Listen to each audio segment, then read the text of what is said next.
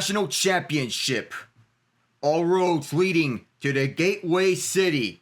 The Boston University Terriers one win away from their sixth national championship after a hard-fought 3-1 victory over the Penn State Nittany Lions in the Frozen Four semifinals. The Western Michigan Broncos under the radar the entire time. Program record for wins and a one win away from their first national championship in their first attempt. Reigning national champion Denver's bid to defend their title fell short. The Pioneers were beaten by Western Michigan 3-2, 28 seconds into double overtime. The Broncos in the Frozen Four for the first time also beat Denver in double overtime in the NCHC championship game, splitting two meetings in the regular season. For BU, the third time was a charm for Jay Pandolfo's tenure as the Terriers head coach, beating Penn State 3-1 to advance to the title game after losing in the national semifinals in the last 2 years. The Broncos and Terriers will play for the national championship here at Enterprise Center.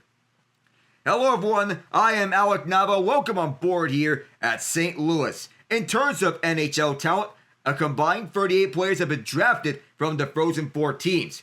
BU leads the way with 14, Denver has 13, Western Michigan 8, and Penn State 3. So with the Broncos, Western Michigan dominate Denver over the first 40 minutes, holding a 2-0 lead and a 32-8 shot advantage after 2 periods. The defending national champions would not go down without a fight. The Pioneers controlled the third period and tied the game at 2 with 2:39 to play in regulation. But after scoreless of first overtime, the Broncos struck 26 seconds into double overtime. Owen Michaels roofed his second goal of the game for the winner. They're the top seed in the Fargo Regional. They needed double overtime to beat the Minnesota State Mavericks 2-1, advancing on Grant Slukynsky's goal. Then beat the UMass Minutemen 2-1, where they raised a 1-0 deficit with power play goals from Liam Valente and Tim Wash on the same 5-minute major penalty. The Broncos then had to kill off a 5-minute major of their own to fend off the Minutemen. They're playing for the national championship in their first trip to the Frozen Four. Excluding the first men's hockey tournament in 1948, only 3 teams have won the national championship in their Frozen Four debut. The Denver Pioneers in 1958, the Cornell Big Red in 1967, and Lake Superior State in 1988. The Broncos have a team record 33 wins.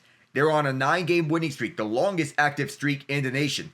They're among the most balanced teams in the nation, averaging 3.95 goals per game, second to only to Denver's 4 per game, while allowing just 2.05 goals per game, 4th fewest in the nation. Broncos goaltender Hampton Slukynsky has entered the Frozen Four, having allowed just 2 goals in 147 minutes and 14 seconds for .82 GAA, the best among tournament goaltenders. He then out Denver to 2 goals over 80 minutes and 34 seconds in WMU's semifinal win. It's not really much of a drop-off from the first line to the fourth line for the Broncos. They need to roll over to 4 lines to try to wear the Terriers down if they were to win the national championship. And Hampton Slukynsky needs to continue to stand on his head. This freshman netminder stopped 28 of 29 shots in both games in Fargo. They had 20 saves against Denver, holding on during the Pios' third period push before keeping him off the board in overtime. The LA Kings draft pick has an 18-5-1 record and will have to be at his best for Western Michigan to hoist the trophy. Liam Valente will be the X factor for the Broncos. The Swedish winger factored on all 3 of his team's 4 goals in Fargo. He has an absolute rocket for a shot and will need to find ways to get it off. He had 6 shots against Denver, but none that found the back of the net.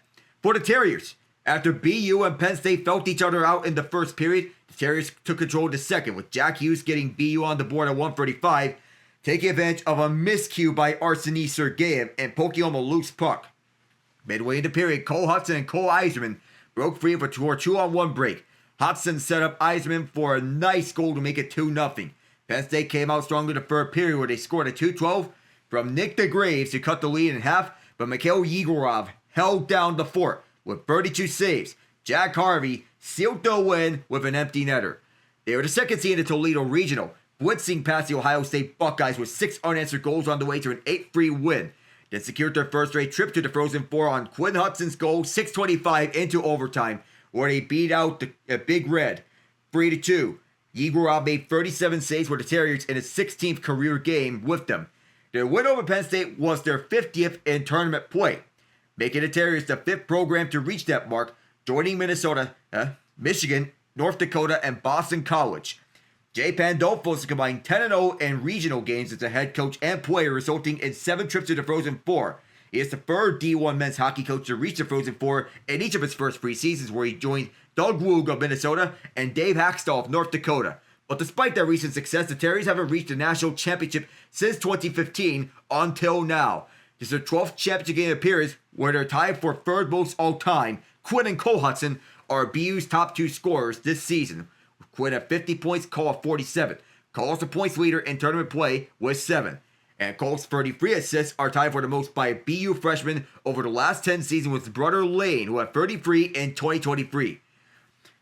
The Terriers are a dynamic offensive team that loves to make plays on the rush. They're fast and get going in transition, and they have a lot of success in the tournament creating off the rush. But Western Michigan is a big and physical opponent, so it's not going to be easy to create off the rush. They're not known for defense, but against Cornell in the regionals, and again in beating Penn State, they buckled down around their net and limited second and third chances. Mikhail Yegorov typically stops the first one. That means if BU could continue to take care of their own end like they did against Cornell and Penn State, the championship could be hoisted for them. Cole Hutson is one of the most dynamic players in the sport. So it's not since Lane Hutson, another BU alum, current member with the Montreal Canadiens, and a favorite to win the Calder Trophy. These two have the poise and the offensive instincts. Big moments seem to be where whichever Hutson you talk about, Cole or Lane, the Beanpot, the gold medal game of the World Juniors, the Toledo Regional, and again against Penn State. It's going to be exciting to see what he brings in the national championship. As you go on to our starting lineups, we begin with the designated visitors, the Boston University Terriers, for tonight's game here at St. Louis. Shane Lachance, Ryan Green, Quinn Hutson on the top line, Cole Eiserman, Matt Capone, Jack Hughes, Jack Harvey on the third line with Camille Bednarik and Devin Kaplan. Bottom line is Nick Rokanakis, Brandon Svoboda, and Tristan Amonte. The defensemen led by Cole Hutson and Gavin McCarthy, Sasha Boumedienne, Tom Willander, Jack Page, Aiden Celebrini. Extra skater is Mick Fritchette. Starting goaltender Mikhail Yegorov, Matthew Caron is the backup, and Max Lacroix is the third stringer. Western Michigan's lineups go like this: Alex Bump, Matteo Constantini, Owen Michaels on the first line, Liam Valente, Grant Slukynsky, Zach Naring on the second line, Eero Hakkarainen, Tim Wash, and Wise Skingoff on the third line, Ty Henricks starting up the fourth line with Cam Knuble, son of Mike Knuble, the only player here to have ever played with both Wayne Gretzky and Alex Ovechkin, and Garrett Sidlowski on the fourth line. Tristan Lemire is the extra forward. Defensemen are Sam Ziolan, Jona Väisänen on the top pair, Ben Kramer, and Cam Krusberg-Rosine on the second pairing. Cole Krusberg-Rosine on the second pairing, Zach Sharp, Rob Drasner on the bottom pairing. Jack Misik is the seventh defenseman. And the starting netminder for Western Michigan is Hampton Slukynsky. Second stringer is Cameron Rowe, who's the backup to Hampton Slukynsky. And the first stringer is Kirk Larson, a redshirt junior. And the only redshirt among either one of these two rosters. So anthems are already over and done with. So as we're getting started in just a moment. Remember, I am Alec Nava. And in the upcoming schedule, on the 15th of April, it'll be a preview of what is likely going to be a first round matchup unless anything else happens. The Tampa Bay Lightning and the Florida Panthers likely to determine who's going to get home ice advantage in this potential first round series between them. Tampa currently holds the second seed in the Atlantic. Florida is the third seed in the Atlantic. Among current NHL playoff standings, the Carolina Hurricanes and the New Jersey Devils will face off against one another in the first round. The Washington Capitals have locked up the top seed in the Eastern Conference, and the Colorado Avalanche have locked up the third seed in the Central Division. Boston University has the fourth most goals per game this season, while Western Michigan is at second. Goals allowed per game this season, BU is 31st, while Western Michigan is fourth. So it's a tale of two different teams, as Western Michigan is a dynamic team that limits chances against themselves. And Boston University, not known for defense, But up against Western Michigan, this is their toughest test, as WMU has won 32 of their last 35 games. So everyone huddles up over at the WMU net or the Broncos side. And these two teams feature their head coaches. They're just fresh into their tenures as head coaches in the sport overall and with their teams. Jay Pandolfo is in his third year as Boston University's head coach. Pat Ferschweiler in his fourth year as Western Michigan's head coach. Pandolfo is 24-13-2 this season, 81-34-4 overall. Ferschweiler 33-7-1 this season, while overall he's 103-50-26. Pat DePuzzo, our linesman. Cameron Lynch, our referee. So we get Lynch, our referee, DePuzzo, the linesman. They're looking to drop the puck here. Everyone fist bumping. Here on a nice night at St. Louis, Missouri. The St. Louis Blues trying to make it to the Stanley Cup playoffs after being possibly stuck it after they were being stuck in mud throughout the course of the season before the Four Nations break. Then they went onto a franchise record 12-game winning streak, and they're in a position where they can make the playoffs. The Calgary Flames are not out of it. They told the Minnesota Wild, "I didn't hear no bell," and they're back in it. BU and Western Michigan, here we go! Winner takes the national championship here at St. Louis in the sold-out crowd. Boston University, in their first appearance in a decade, trying to win their first championship in 16 years. Western Michigan, in their first appearance in the championship ever, trying to win it in their first attempt in the Frozen Four. Mikhail Yegorov, 11-5-1 for 198 GAA and a 934 save percentage. He's been outstanding in this tournament, but so has Hampton Slukynsky. Western Michigan is controlling here at the offensive zone. It is Bump. Bump looks back towards the point, but decides to hold on to it. His pass is intercepted on the cross-ice pass, and LaChance goes the other way. LaChance dumps it in, the New Jersey Devils prospect, who they acquired in the Trent Frederick trade. Green trying to take it away, but is sticked away by Jack Hughes as the second line comes on for the Terriers. The Broncos wanting to go back with this as it's a toe drag forward. The puck disagree with them, and the Terriers send it down the distance. Right in front of Hampton Slukynsky, it was dumped in from behind the red line. Good eye by the officials, so it'll be an icing. The freshman and goaltender Hampton Slukynsky of an 18-5-1 record, 190 GAA and a 922 save percentage. Both goaltenders between him and Cameron Rowe have been fantastic, but Slukynsky is riding the hotter hand. The Rowe has a 200 GAA, 924 save percentage. The Slukynsky has been getting the majority of the starts in what has essentially been a 1A, 1B tandem. The first one was gone with the hotter hand. Molander will handle it at the far corner and slap it around through that side of the ice. Western Michigan coming back with this as this is a bump and they're running out the puck. BU comes in, around through the net. Still holding on to it, but then lost it. That was Matt Capone, who will feed it up to the slot for Kaplan. Off of the right circle, a quick shot was turned away by Slukynsky. Terriers tried to hold it, but can't do so. The Broncos pick it up. Around goes Grant Slukynsky, Hampton's brother.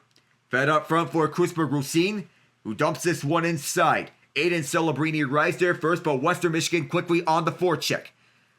Up and around onto the far corner was handled by Hakkarainen. Hakkarainen around for the far half board. Score! On the deflection in front! The Broncos strike first!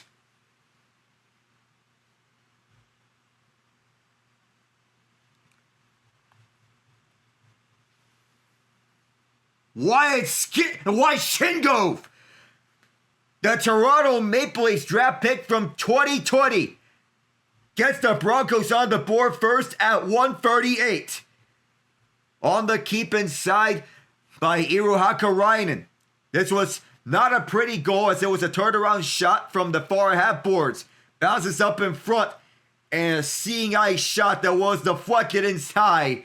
Shingove saw into the puck had eyes and a good bounce gets this one past Yegorov. 1-0 Western Michigan. They're trying to win it in their first attempt. Up for the far half boards, the pass is caught up by Cole Hutson, who waits. Then drags it inside but a little too late on the entry, offside against the Terriers.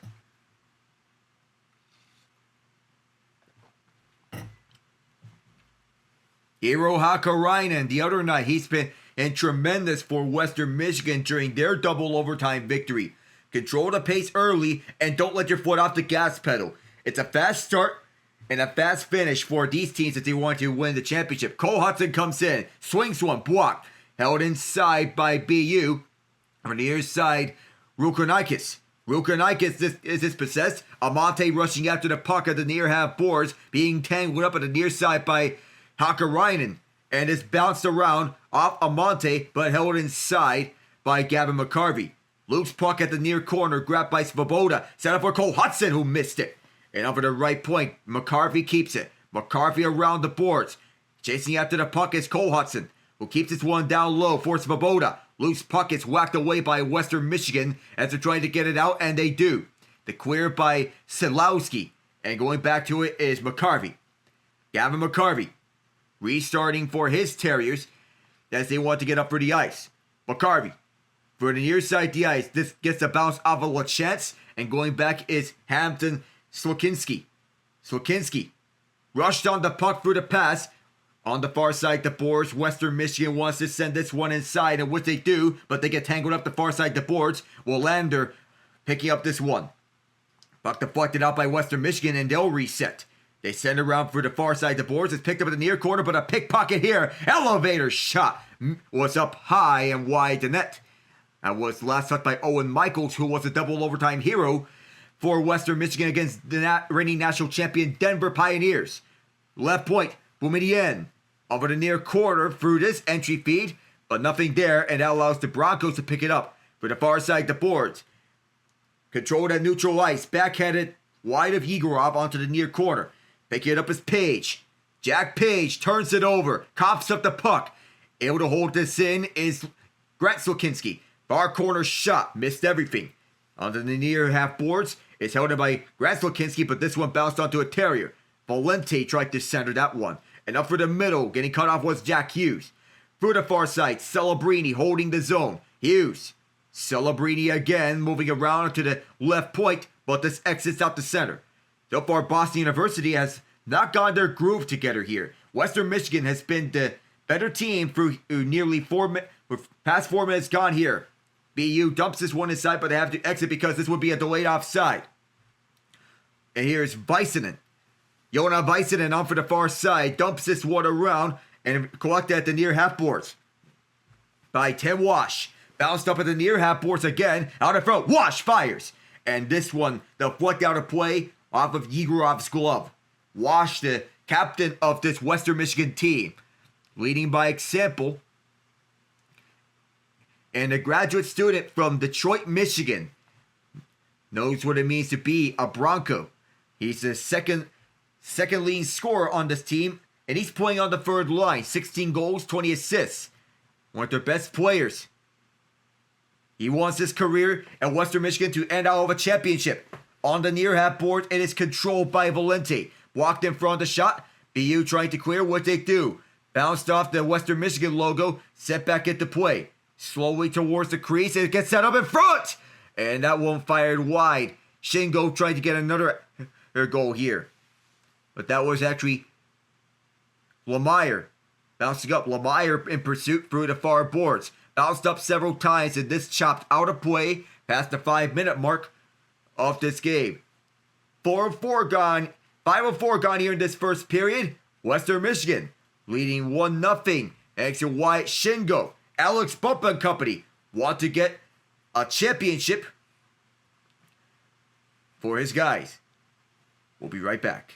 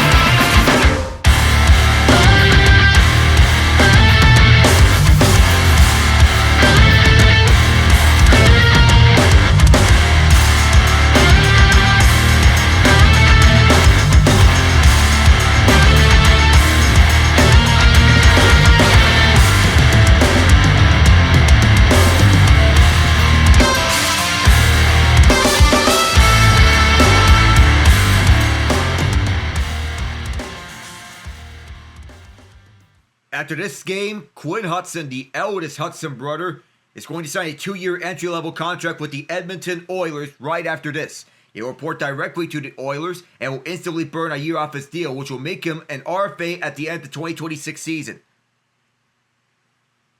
Pat Verschweiler, wanting to win his first national championship in his first attempt. Jay Pandolfo, former Stanley Cup champion with the New Jersey Devils, also wanting to win a national championship in his third year coaching the Terriers. Face-off won by the Terriers. Willander bats it back to Boumedienne. Boumedienne lofts one up for center. Bounces up. Oh, a hard push. It was a hand pass in the neutral zone by Western Michigan. It's Svoboda who rocks Krusberg-Rosine off his groove. Or rather, that was Rukanakis. Rukanakis who knocked this man right onto Svoboda. Krusberg-Rosine felt the brunt of the impact. Oof. Gonna be called for a hand pass, and the faceoff will be at the Western Michigan zone, so BU will get an offensive zone faceoff. Owen Michaels will take the faceoff for the Broncos. False start on the faceoff. Shane LaChance wanted to win it back. So it appears that LaChance will be tossed out. Ryan Green will slot in his place. Usually he's center for BU, and it's Michaels winning it. The Broncos wanted to get it out, but it's held in by the Terriers. From the left circle, all options closed off, but it's a cross-ice pass, and this could be a break here off the takeaway. Out for the left side, but a nice poke for the Terriers. Do we prevent that chance at the last moment? Now open look at the left circle. Shot goes wide. And the Terriers will move it back up. But the Broncos get in the way of that one. It's fired down for the far side of the ice. Willander the first one there. He backhands it to Boumedienne. Boumedienne for the near side off the penalty box doors. And it's picked back up by the Broncos. Here's Sharp. Bodied off of the near half boards. And it's cleared out through center. The Terriers want to move it up as they take it away. And off of LaChance. Through the far corner, Sharp rushes to it first and gets it for Valente. Western Michigan up with numbers, 3-on-3. No chance there as BU prevents that one from going through. Bounced up, pinball style. Western wants to get it back but cannot. They have to defend. Past the right point. And getting rocked off is Capone. Western Michigan moves back over the near side. Bounced off the wall. And Western Michigan has a chance. Holding on to his Valente. Out in front. Yegorov with the stop. Right in front of Valente. One of the biggest saves there for the young netminder. Yegorov, the prospect for the New Jersey Devils. Puck comes to the slot, but it's picked up by the Terriers. Hughes lifts this one down. And it bounces onto Western Michigan ice. They move it up through the near side. And into the zone. Comes Western Michigan, a backhander. And Yegorov was caught by surprise. Western Michigan wanted to get a deflection there up for the near side. But that 2-on-1 from Valente almost resulted in a goal as he went around the BU defense and caught it in front of Yegorov. One of the biggest saves of the game so far. And the game is not even 10 minutes old. Valente with 9 points in his last 9 games. 2 goals, 7 assists in that span. The Western Michigan student section made the trip here on Saturday night. Tim Washi on the right circle. They're going to say face-off violation by Western Michigan. And so they'll get Hakarainen sliding in for Washi. Won by BU. Boumedienne tried to get this one out, which he does. And it'll be picked up by Ben Kramer. Kramer sends this one deep. But BU gets in the way. A stick lift there from Western. And it's set up on for the near side. Seeing this what his pace is Bednarik. Return feed for Bednarik. Tapped home. And it's loose in the front. It's down. And it may be in. It is. The Terriers have tied it.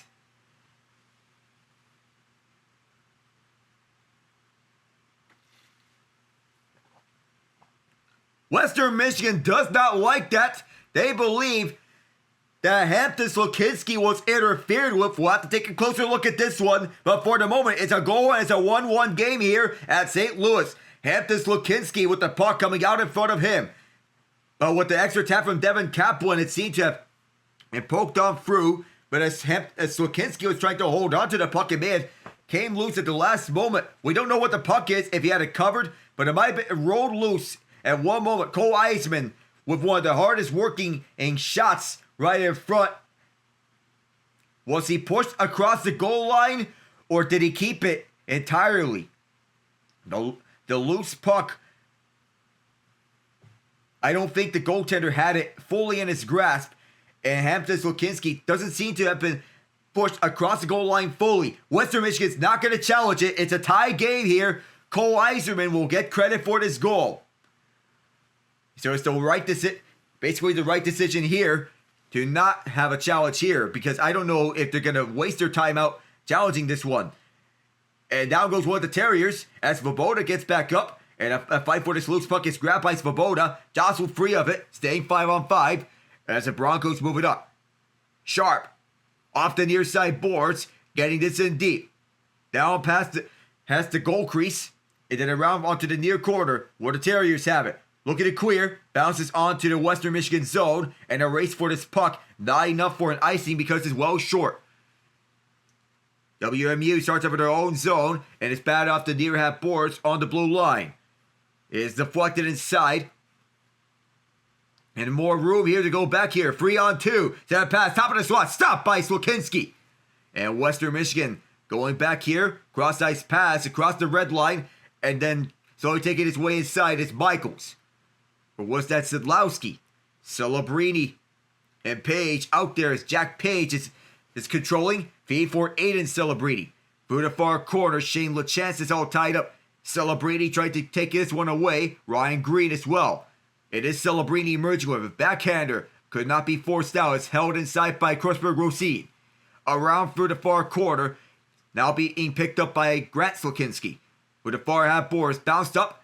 And the Terriers have it. Quinn Hutson pickpocketed, but the Terriers managed to clear. WMU sends this one backwards some more. And it's going to be a penalty against Boston University here for hooking. Sent around through the boards, and over the near half boards, sent around once more by Krusberg-Rosine. WMU looks to get things up through the far side, and then a backhand forehand move. Still controlling on the backhand as they enter for the zone. Set up onto the near corner. This gets sent backwards where it's picked up. And behind the net, a shove, and it's bounced over to the right point. Krusberg-Rosine, who sends this behind the crease. And over the near corner, was it touched by BU? Not yet. They're going to let them go for the moment. I thought this was touched by BU, but WMU still has it. Sent in front and finally touched by the Terriers. Will get the penalty. It's going to be a hook. Power play here for Western Michigan. They'll get 2 minutes of it.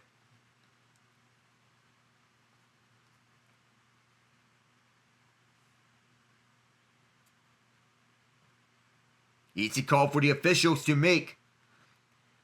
Quinn Hutson took down this man when he was fighting for the loose puck as the two were going at it, and it may be a retaliatory move. That's something you do not want to do. He was going at it on Alex Bump. The officials 100% got this call correct. Owen Michaels to take the faceoff here against Jack Hughes. Quinn Hutson 2 minutes for hooking. That sends WMU to the power play. Ball starting the faceoff, so we'll do this over again. Svoboda out here to kill off the penalty with Hughes. Tie up here. Boston University gets the upper hand and gets this one down. Hampton Slukynsky gets this one out. WMU, the 6th-ranked power play in the nation. And it's dropped back all the way. And Alex Bunk moving it up. Over the near half boards. This gets sent over to the near corner. And this gets bounced up once, twice. And Western Michigan wanted to get this one set up here on the man advantage. Sent back and then on for the near half boards. Towards the front. Valente tried one himself. And Yegorov made the stop. Keeping this one a tie game here. From the left point. Sent that low. Tic-tac-toe. Could not be sweated. Yegorov is down. And he covers up the puck as it was dangerously close to his crease. 3 quick stops here from Mikhail Yegorov to keep this a tie hockey game. 1-1. Here at St. Louis, Missouri. Who knows if there's playoff hockey for the St. Louis Blues, but that shot was fanned on the cross-ice pass and was intended for Valente. And he made several cutting moves right around Cole Hutson, who gets caught in an island here. Lane Hutson's not exactly known for defense, as he's an offensive-minded defenseman. false start in the face-off. So we'll have to do this over again. Tim Washi seems to have been tossed out. And we'll have to get Grant Slukynsky in the face-off circle on the right side. Boston University has killed off 10 of their last 11 penalties. They showed their defensive prowess in the last 2 rounds against Cornell and Penn State. Cleared out by the Terriers. No, it's just held in at the right point. And Western Michigan cannot hold it as this was sent out by Bednarik. For the far half boards, WMU sends it in. It's quickly sent down by the Terriers. Down for the ice. Hampton Slukynsky leaves it out. And setting up as Visanen. Going on Visanen slowly with this puck, dropping this one back. 2 players going coast to coast here. Sent over to the near side where it's Tim Washi. Washi turned around to the near corner. That allows the Terriers to pick up the puck and clear it down. Devin Kaplan was there. And Hampton Slukynsky will leave it out again. Sam Siolan part this roster on the top pairing with Visanen. Drop back, and the Broncos will move it up through the middle. Down, swing delayed here, sent over to the far side. The Terriers clear this one out all the way. Boston University has been on tear here on the penalty kill.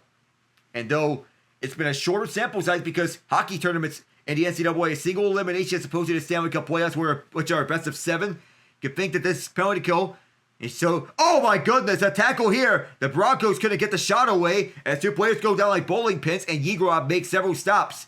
And we have a conundrum at the end of it. Ryan Green with some wars as Cole Hutson took a hard fall. He's hobbling off the ice. Alex Bump seemed to have tangled up Cole Hutson on the scuffle at the front of the net. Program best 33 wins. It's a minor shakeup here for Cole Hutson, we assume. And we believe he's going to be back onto the ice at some point. 8:30 to go in this period. Just seconds left on the power play. And now we're back to 5-on-5. Shot for the left circle. Tipped up. Did not make its way to the crease. And up for the far corner. Tie up on Willander. Willander trying to keep this one alive here for the Terriers. 3 shots on the power play for the Broncos as they keep this one alive. Left circle shot missed everything. But the Broncos quickly rush to it, and it's sent back to Krusberg-Rosine, and it's blocked. And for the far half board near the BU bench, it's stumped around. The Terriers grabbing this one as Western Michigan gets a change. Poked away by Knuble as he brings this one back inside. Mike Knuble watching here. Cam Knuble playing here. Cam Knuble, so Mike Knuble, the only player in NHL history to have played on teams led by Wayne Gretzky and Alex Ovechkin. You have an icing here, nonetheless. They do have players in the NHL that play for both Ovechkin and Sidney Crosby, such as Brooks Orpik and Eric Fair. The depth of Western Michigan. They can play all 4 forward lines and do so with ease. BU, an offensively talented team, known for their offensive prowess. Face off at the right circle is won by BU, as getting taken down was, I think, Cole Eiserman. Same 5-on-5 as he gets back onto his feet. Siolan gets this one out. Cole Hutson going to get back onto the ice as it's moved around. He is back on the ice. Cole Hutson, loose stick is on the left point. Hutson spinning around past a Western Michigan defender. Stopped there by Hampton Slukynsky off the shot, and WMU clears it down. It goes past BU. And no icing as it was waved off out the stick tap. Rushing is Jack Harvey, who restarts his own zone, being chased by several Broncos. Harvey, onside here on this carry. Harvey lost his stick in the conundrum. Loose puck at the far corner, swept away, and WMU picks it up. And they move it down through the ice, through the far side. Rush for the puck. Yegorov decides to stay in his crease. WMU looking for a chance up front. It was deflected out. The Terriers take it back. Boom at the end. Wait some time out. Both teams go for changes. 6:45 to go here in the first period. Tied here 1-1. And for the far side, this gets deflected up. Picked up by Svoboda. Svoboda slowed down at the far corner. Picks up his groove. Number 8 for BU in red. At the near half boards, Rukanakis looks at the tie area. Rukanakis spinning in out the far corner. From Gretzky's office, tried to set up in front, but couldn't do so. Another loose stick in here. That might be a WMU stick. And boom, at the end, can't get there in time and see. They're going to roll this onside for now. We'll have to check if there's a goal scored here in this onside period. Over the far half boards, so shots that went out. And that was touched. That puck was touched near the BU bench, so it's not going to be an icing. Cole Hutson with speed for the other way. Brings it back inside. Hudson's tied up but keeps the puck. He fires. Hampton Slukynsky denies that with 5:57 to go here in the opening frame. The national championship. And these two evenly matched.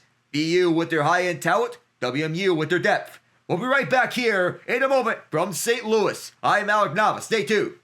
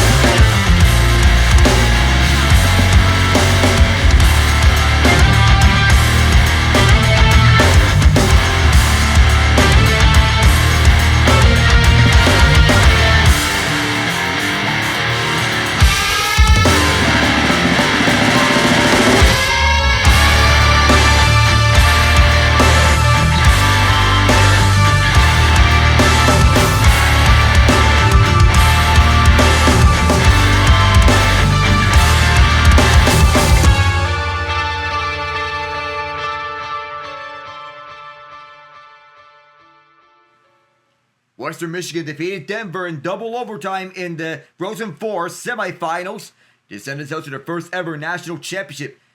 The Boston University Terriers down the Penn State Nittany Lions 3-1.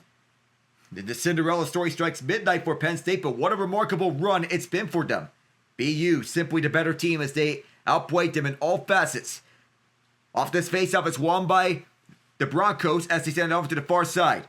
Western Michigan's first ever national championship appearance and first ever Frozen Four appearance. Gavin McCarthy restarts with their own zone. BU has won 5 national championships. The last time was in 2009. And at the near corner, we have an offside as all Broncos never exit the zone on time.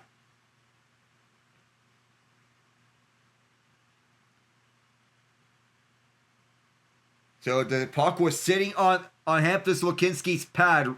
Never had full control of the puck. Didn't cover it up entirely. Good call by the officials to not blow the play dead because Slukynsky never had it covered the full way. 5:38 to go here in the first period.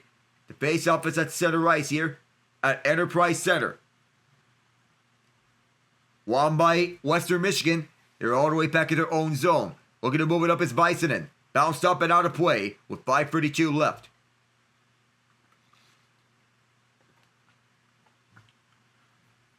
So the officials are doing a good job communicating with the players and making sure what to know of the calls here and throughout.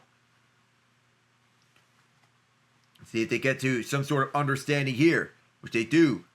One of BU's players went down off the faceoff. That is Ryan Green. All the way back is Cole Hutson who picks it back up. Second round pick with the Washington Capitals.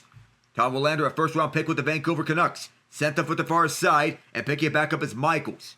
But the Terriers move it back up for the middle of the ice. Green looking to go cross ice, but it's held in by Quinn Hutson. Hutson lost the puck in the pursuit, and the Broncos go back with 3-on-2 here.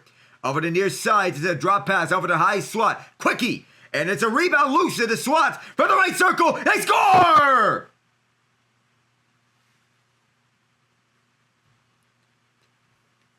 Cole Krusberg Rosine gets the Broncos back on top here, 2-1.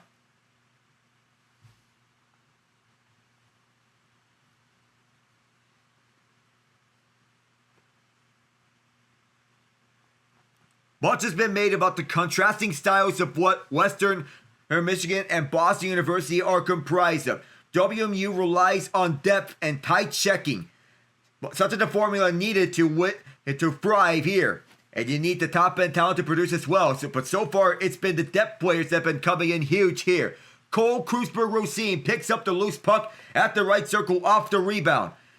And that's a 1-goal lead here for Western Michigan. It's third of the season. Sent down deep.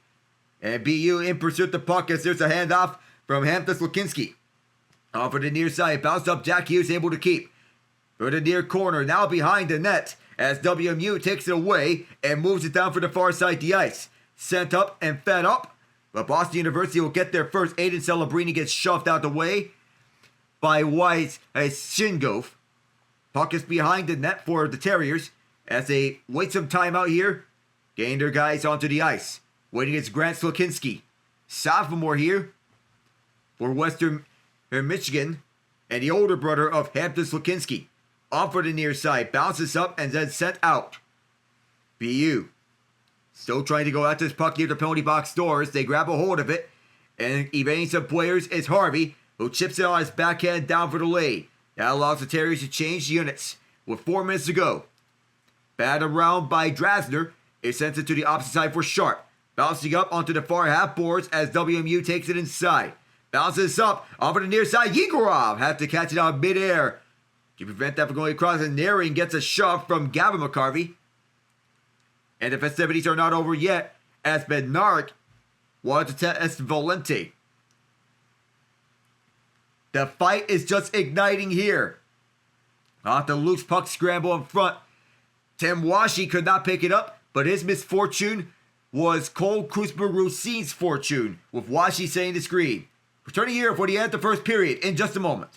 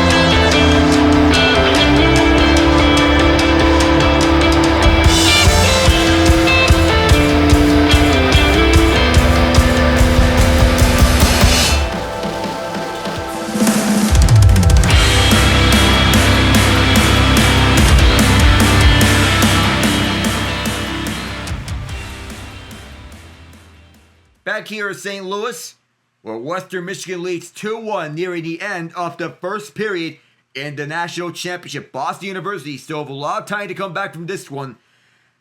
But up against this Western Michigan team that likes to rely on all 4 lines and being a well-rounded unit, Western Michigan hungry for their first ever championship in program history. They have an 8-7 shot advantage. BU still win this, but you can never count out either of these two teams. At any moment, BU has had several clutch moments. Their defense, which has normally been a non-factor, has been a factor throughout this Frozen Four tournament. For the far corner, off this face-off, this gets sent around to Cole Hutson. Hutson waiting behind his net. He'll start up there. Has Bednarik up front, but he's going to take it himself. Dishes this one out onto the far side. It's bounced up on the loose puck scramble. Cole Eiserman lost it, but his teammate Bednarik helps him out. Bednarik sends this down as Hampton Slukynsky sends it through. Bednarik sees it get past him. BU holds it in. On for the far corner, Bednarik in pursuit, but WMU sticks this one away. For the far half boards, a pin towards the wall as this gets moved up for the ice past the neutral zone, and a quick shot went wide. It bounced off of Yegorov. Behind the net. This is a slight bounce here. BU.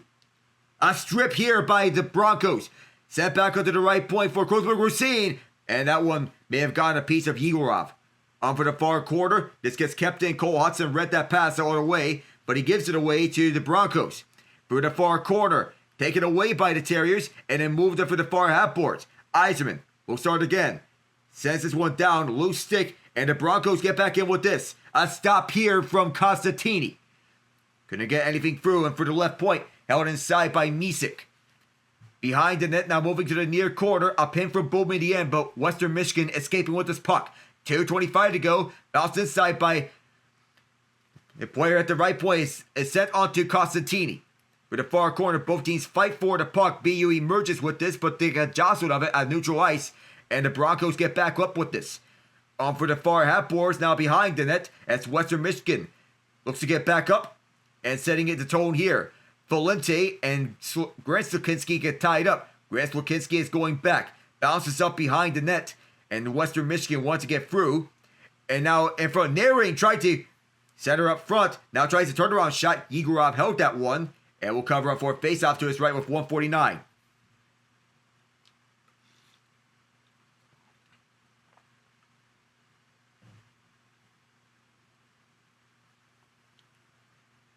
So we talk about how BU has a long-standing tradition for having all this high-end talent. Tom Willander, Cole Eisman, Ryan Green, Jack Hughes, Kamil Bednarik, Cole Hutson, and Mikhail Yegorov. All these players, what they have in common is that they're either first-round picks or second-round picks drafted in the NHL entry draft. Cole Hutson is a second-round pick for the Capitals, and he's been BU's top offensive defenseman. Tom Willander, more focused on being a shutdown defenseman, a first-round pick by the Vancouver Canucks. Yegorov, a second-round pick by the New Jersey Devils, showing why they had so much faith in him. And who knows if he's going to take over the crease if Jacob Markstrom leaves.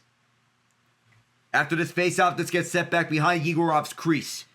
And now, looking up front, is Cole Hutson, who will wait some time out here at the NCAA logo. Champions win. Of course, that's the motto of NCAA ice hockey. The champions win. Set up for the ice. It bounces onto Hampton Slukynsky, who plays it out. From the near corner, this gets sent up for the ice as Western Michigan can't get anything there off the intercept, but they want to get the quick steal here. For the far half boards, a tie up on Gavin McCarvey as BU takes it away. With 1:15 to go in the period. Backhand forehand moves, and then a move to the forehand again by Capote, who sends it directly onto Hampton Slukynsky, playing it out up front. And that is Kreuzberg-Rosine, who plays this one out. Last minute of the first period. Jack Hughes tried to feed to himself, but standing there was Kramer. BU takes it back for a quick shot for the far side. Sharp angle. Couldn't do so. Here's a bounce here. On for the far corner for Svoboda. Rukanakis. Svoboda skating with this puck. Sends it back to the point. Long shot. Just missed the net. Rebound in front. A shove at the front. No shot after that rebound. And then a move onto the near side from Kreuzberg-Rosine. Right around to the far half boards as WMU tries to get some more here to run up the score. A poke here from Kaplan sends this one out to neutral ice. And then BU gets it back in their own zone off to dump in from the Broncos. 20 seconds. Deflect inside by the Terriers. And around for the far corner. A race for this puck. Won by the Broncos. Gets sent behind Slukynsky's crease. 10 seconds to go in the period. On this bounce. On a shove towards the boards as BU wants to play keep away, but it's held inside by the Broncos. And now this bounces up. BU with a hold of it. Long shot. Never made its way onto the net in time. And that's how the first period ends. After 20 minutes of the national championship, the Broncos lead 2-1 over the Terriers. When we come back, we'll have the first intermission report. I am Alec Nava. Stay tuned, everyone.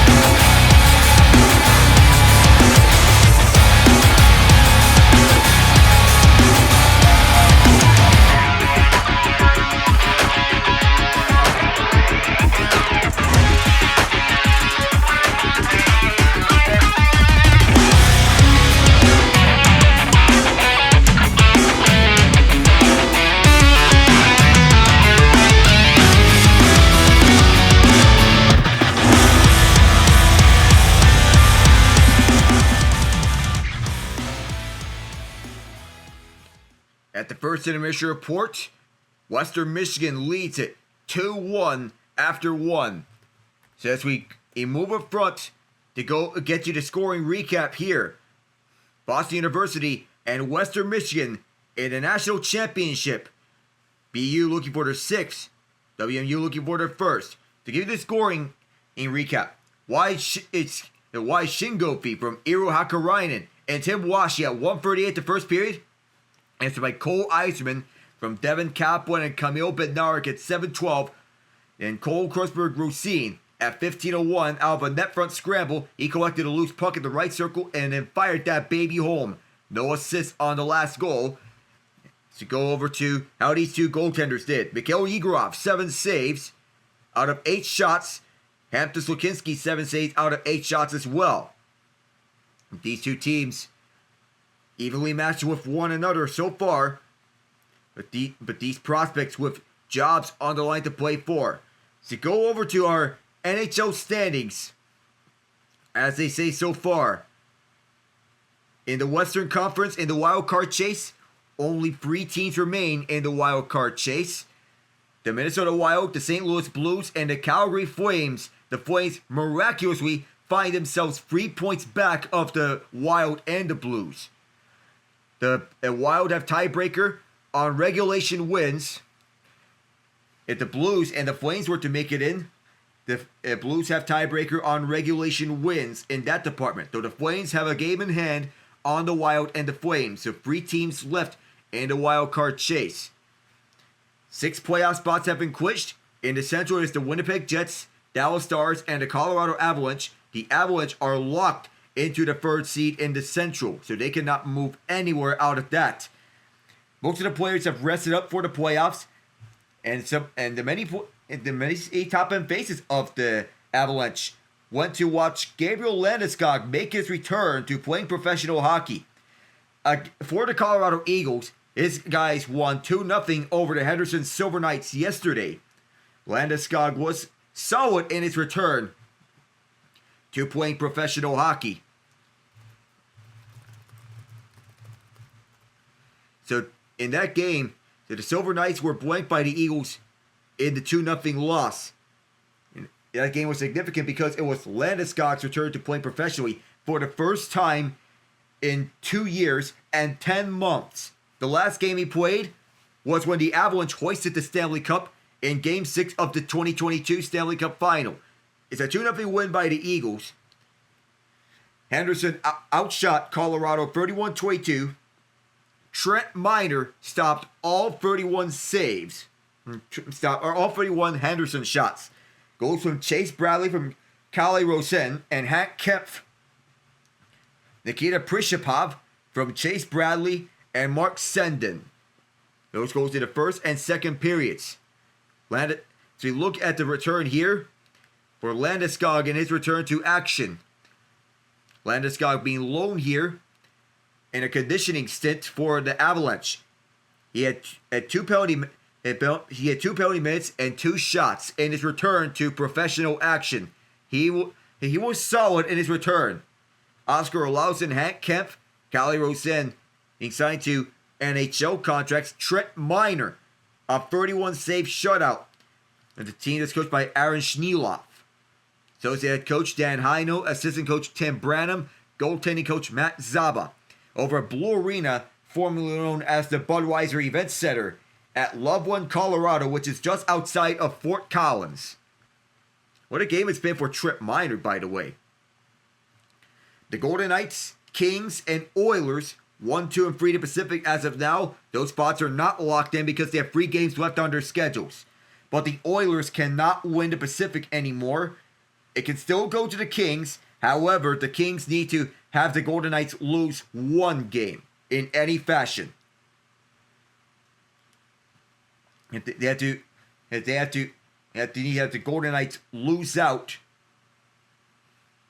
and get 1 overtime point in any have to lose out with 2 of them, with 1 of them, and only 1 of those losses can be an overtime loss. The Kings need to win out in response for that. In the Eastern Conference, there are 3 teams still alive in the chasing for the final wildcard spot. the Montreal Canadiens, the Columbus Blue Jackets, and the Detroit Red Wings. The Blue Jackets still alive. They can win out if they were to take the final wild card spot and have the Canadiens lose all remaining games. One of them in any fashion, the other two have to be regulation losses. Or if the Blue Jackets were to win out and the Canadiens were to win, it should not be in a regulation win.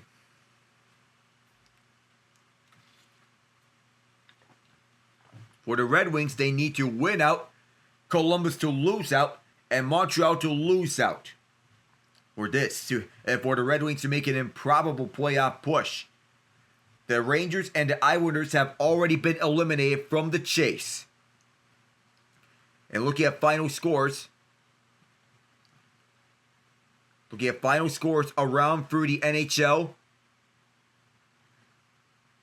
We have 4 final scores here. The Flyers defeat the Islanders in a shootout. That game doesn't matter anymore. It's Bobby Brink. He scored the only shootout goal for Philadelphia.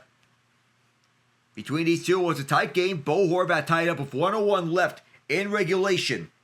Jacob Pelletier and Tyson Forster got the Flyers the lead in the third period. Forster with 2 goals on the night. Anders Lee, Noah Dobson with the goals for the Islanders.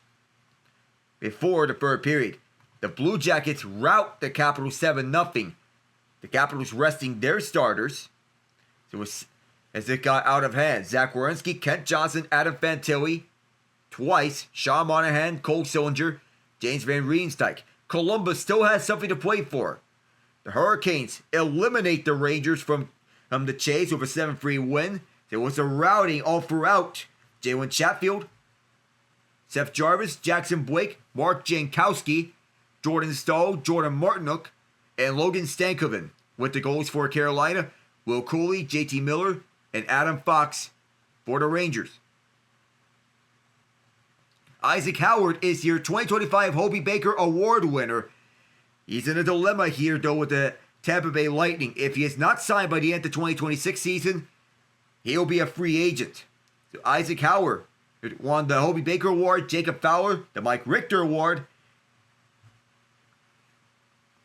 And those two being the major awards here. Howard being the most outstanding player at the NCAA this season, winning it for the Michigan State Spartans. And the last final score here on the NHL, a 5-4 win by the Los Angeles Kings. Quinton Byfield, Kevin Fiala twice, Alex Ferrier and Anze Kopitar for the Kings getting on the board. Brock Nelson twice, Valery Nichushkin and Sam Malinsky for Colorado. They made this competitive despite having their position being locked up in the standings. The second period will be up next in just a moment. I am Alec Nava. Stay tuned, everyone. We'll have college hockey back with you.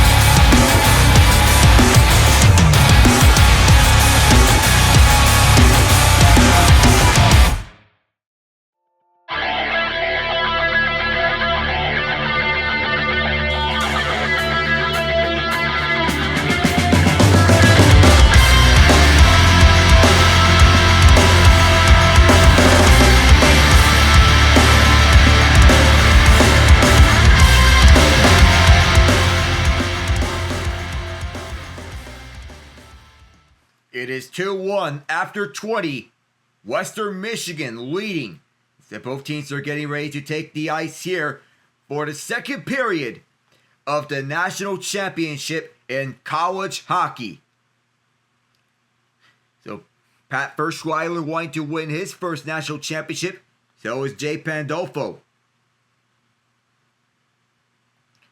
And for this TV timeout, you want to wonder if Jay Pandolfo can get the adjustments for his guys. He is coaching his alma mater, the very team that he's played for when he was in college hockey. But 3-2 was the Achilles heel for Boston University. Off the rush, they had to exert that same energy that they did when on the offense as they do on the defense. And the defense, that was a bad sequence up against the rush countering.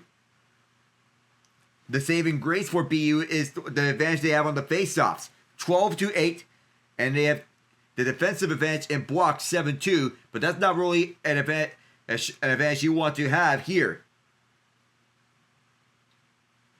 because it's going to exhaust your legs and your body throughout the course of the game.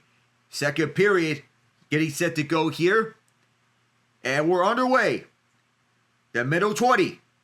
Western Michigan in the white, moving from right to left. BU in the red, moving from left to right. Terriers moving around to the far corner. A pass was fanned on, and LaChance will send this one down for the ice. It bounces up, and it's grabbed by WMU. BU gets it back. Alex Bump with 23 goals and 24 assists for a team leading 47 points. One of the better prospects on this team. The prospect for the Philadelphia Flyers. Tie up over the near corner. Ryan Green was there. It gets poked loose, and the Broncos will move it up for the near side. Here they come with numbers as they send it up. Bump. Cross-side speed! And doesn't go as Yegorov kicked out another chance that was coming in tight. Constantini was there. On for the near side. Sent up from McCarvey onto the far side the boards. What chance? Looking for Green. Couldn't find him. Tape to tape. And the Broncos will pick it up on for the near half boards and send it up through the ice off of Valente.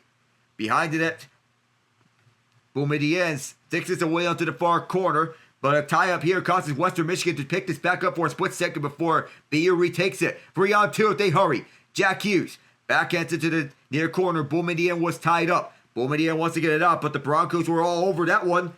And up for the middle, Western Michigan moving it up for the near side of the ice. Slowed up on the puck by Willander was Grant Slukynsky. Harvey gets this puck, a tie-up on Jack Hughes, and the stick of the lane ends the threat with Sharp sticking this one away on corner to corner. Now from the one corner to another near to far, Western Michigan moves it back up. And Western Michigan sees Tim Washi fall down off several fights for this puck. WMU moving this one up through center of Zach Sharp, and this gets sticked out of play. 1:52 into the second period. But this nearly was a break here for Western Michigan on this entry feed. The cross-ice pass was blocked up just in time as Constantini tried to get it across. Yegorov for 32 saves on one goal against Penn State, against when facing Penn State. 7 saves, 2 goals against. Top 7 of 9 against Western Michigan. Yegorov has to be sharp the rest of the way. Western Michigan wins it, and on for the near side, sent up deep by Hakarainen. Picked up at the near side by Washi, and moving back the other way is Kaplan off the stick check. In the way there was Sharp as he scoops it back up for the Broncos. He gets rode onto the wall by the Terriers, Rokanakis.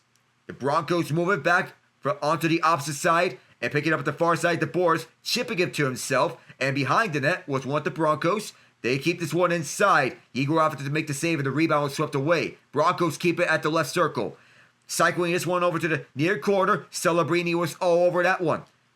For the near boards. Bouncing up for Kaplan as the Terriers take it back. They move it into the zone. Right around for the far boards. Bounced up and is picked up by the Broncos. Up for the near half boards. A slow down here at this puck as Svoboda was in the way. Bounced up once and then twice as the Broncos will start back up with this. Up for the near side. Moving with ease here as they send it up. The Broncos going for changes here. Dumped in by Knuble. Up for the near side. A race for his puck. Amante lost the race to Kramer, who leaves it on for the near corner. Sent up to the near half boards. Bump. Sent it up. It's up in the air. Sent down. Oh, that was dangerous. But that offside whistle saved the Terriers. Costatini thought that this was going to be an onside play, but it was shut down instantly on the whistle.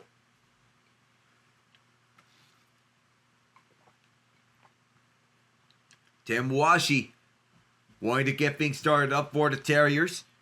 Or Broncos, excuse me.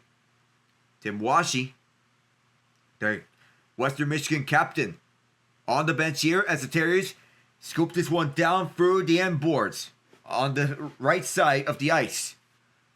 Now moving back the other way are the Broncos as the curl and drag shot stopped by Yegorov.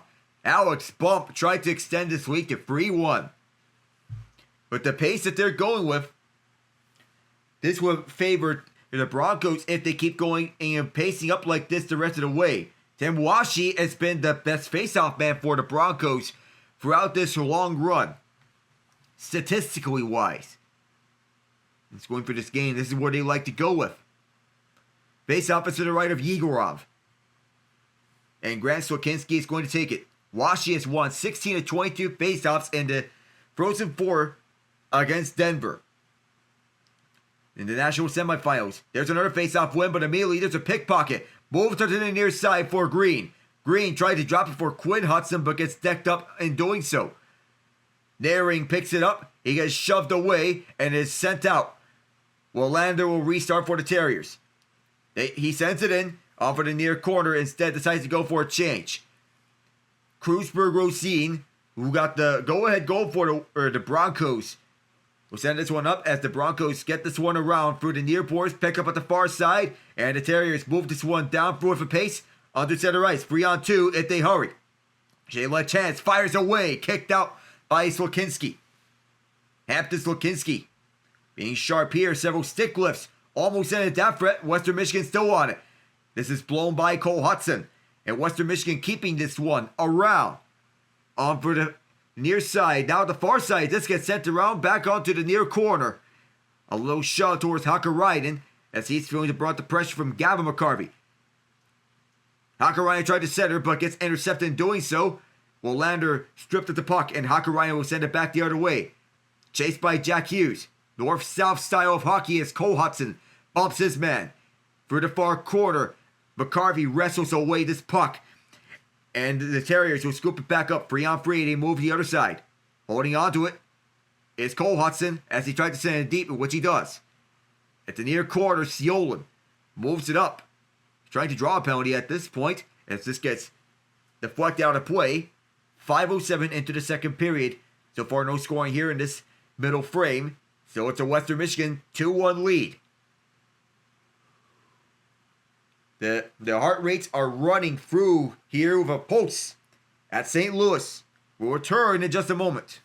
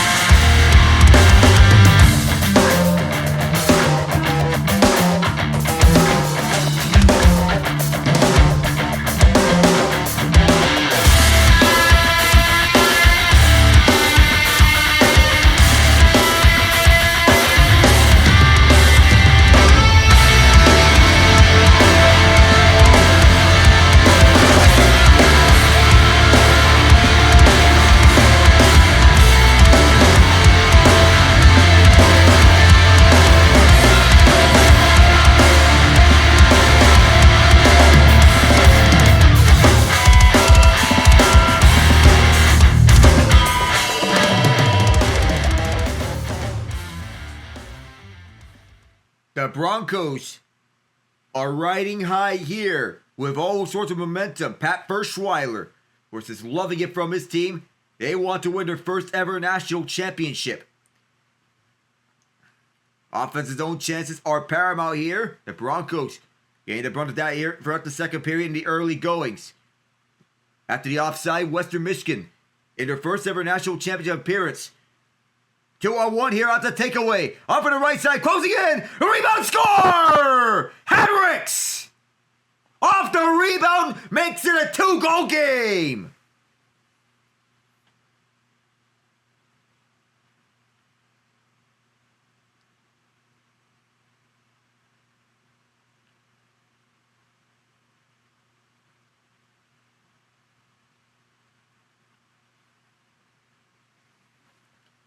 It's off the faceoff. This is a set play off the faceoff by Western Michigan. Finding their way around the BU defense. But after the takeaway, it was right onto the offensive zone of the ice. The last thing you want to do if you're the Terriers. Fancy deke moves from Cam Knuble right in front of the goal. And instead of shooting this puck right onto the goal, he instead defers it to Ty Hendricks, the Ranger prospect, to deliver the 2-goal leading goal. Hendricks with his 8th goal this season. Knuble making his daddy Mike proud. How will BU answer here? They have not won a national championship in 16 years. Deflected up and it's picked up by Amante for the Terriers. Tristan Amante up on the right side for Willander. Willander kicked out by Hampton Slukynsky. Not enough for rebounds. This is fought out through center. A pickpocket here at center ice and the Terriers will take it back here. Nearing 6 minutes gone here in the second period. Broncos leading 3-1. Willander past the blue line. Looking to set things up. Rukanakis is shoved onto the near corner as both teams fight for the loose puck. And escaping with this is Western Michigan as they move it down for the near side of the ice. Alex gets bumped, no pun intended. And now for the far side, this is sent out of play. Might have been deflected onto the bench. How quick things transpired off the set face-off play.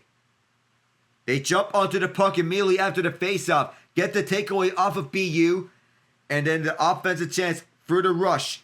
Off the initial chance with Knuble trying to go forehand, backhand. Couldn't get this past Yegorov, but the loose rebound picked up by Hendricks, and that was all she wrote there. Mikhail Yegorov has to be sharp here.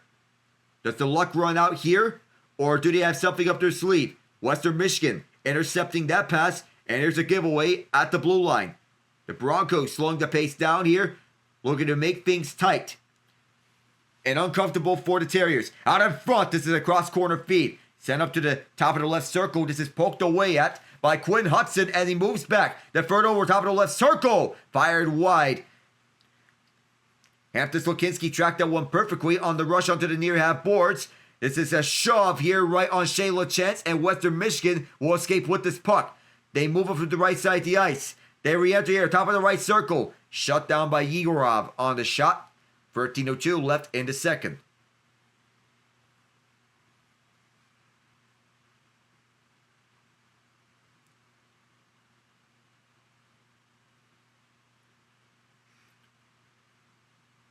So among puck possession, Boston University knows what it means about puck possession. Ryan Green, the team captain, leads the way in that department.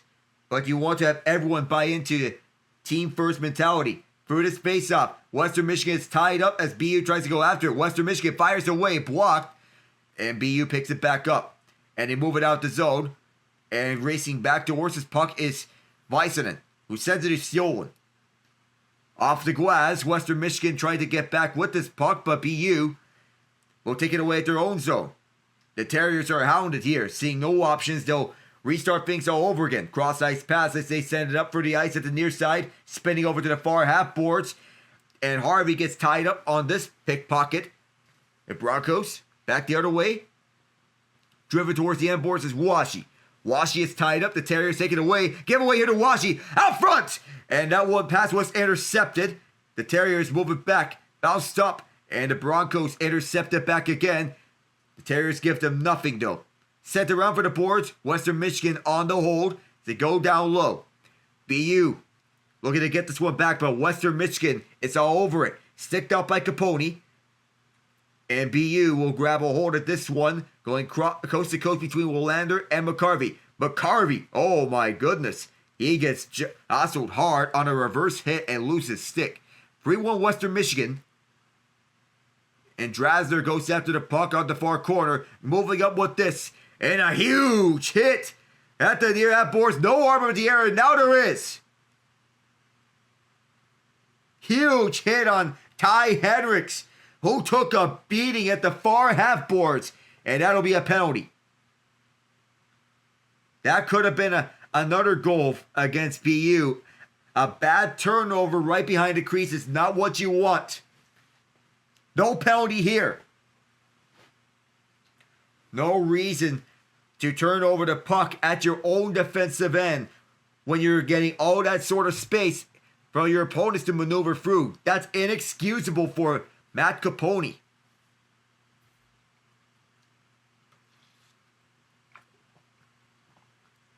$11:35 to go here in the second period. Puck is dropped. And a false start against Ryan Green. He's going to be tossed out. Shane LaChance will take the face-off at his place. The bear leader drinking off a hat here. Centering pass is knocked away. Bounced up in the air. BU tried to go after it, but picked it back up by Bump. Bump in front. And it's denied by Yegorov. Bump's keeping a hold of it. Bump spun around. Gets pickpocketed himself. Terriers skate this out the center. And they send it to the near corner. Race for the puck. Wall by BU. On this fight here, as they try to escape with it, but Western Michigan is all over that. Quinn Hutson on the takeaway. Hutson trying to find space. One-timer at the far half boards.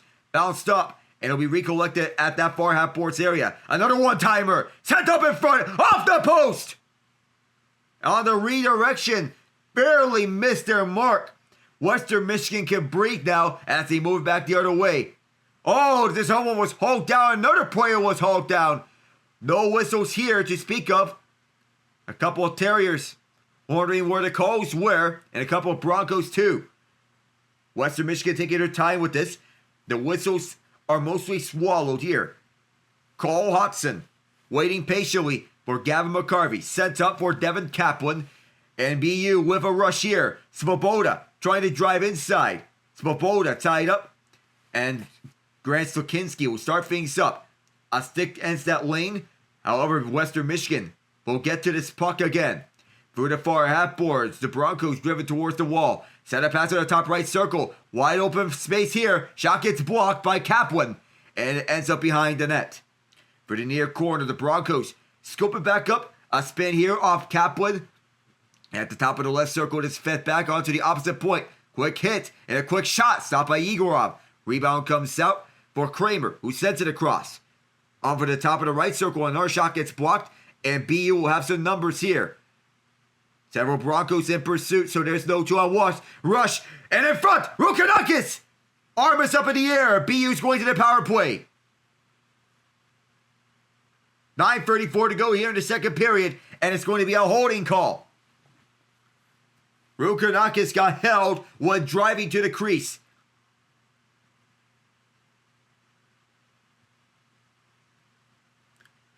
Holding penalty against Ben Kramer.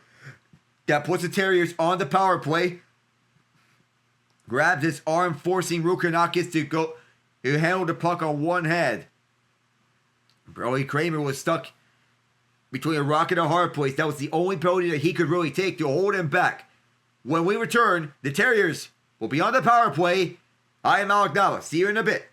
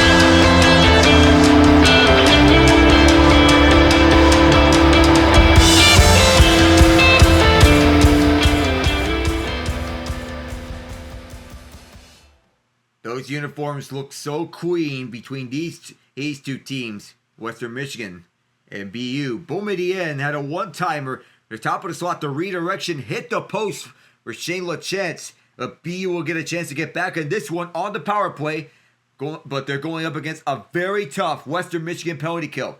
BU's power play is fourth in the nation at 27.7%, but Western Michigan's penalty kill, 87.4%. Fourth in the nation. They're that good on the penalty kill. Boston University gets set off of the far half boards. For this faceoff, it's Cole Hutson exchanges spots to the left circle. Quick shot off of that. Rebound in front. They're going after it. They score!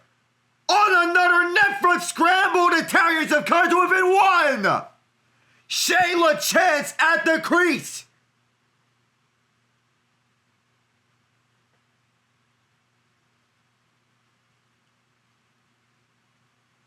The importance of face-off wins have been key here for these two teams. And both times, has resulted in goals. Shane LaChance got the loose puck right at the front. And Hampton Slukynsky never fully covered this puck. It went in and out of his glove. He thought he had it, but he didn't. It ended up his lap. LaChance picked it up, and BU returns the favor here. Fourth-ranked power play up against the fourth-ranked penalty kill.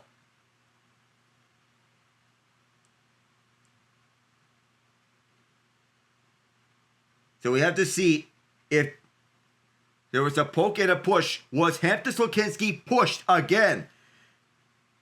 So now we have to see if Western Michigan is going to successfully win this challenge, because they are challenging. The puck goes across the goal line. The puck appears to be loose.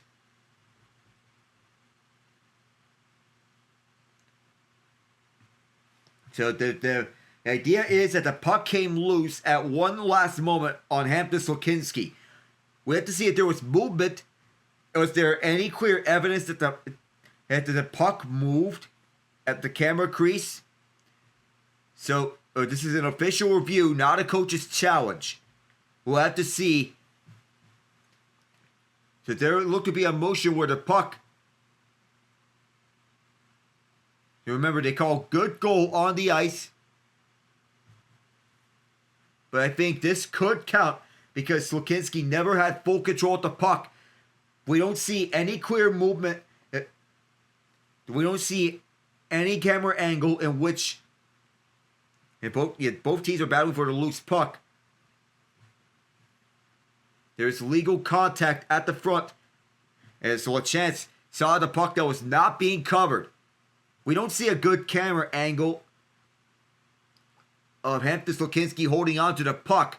We have yet to see that. But this is going to take a lot of time. The puck seemed to be under Hampton Slukynsky's pads.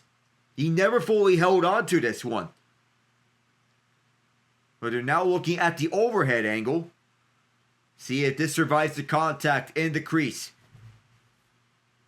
But I think it may be a good goal unless if the officials see anything different. There's not a lot in the replay booth that is to be seen about this puck being fully covered, but neither about the puck being completely covered, and neither about the puck not being covered at all. There's not really any strong evidence supporting one or another. It seems there's no conclusive evidence to determine this at the end. It's a good goal.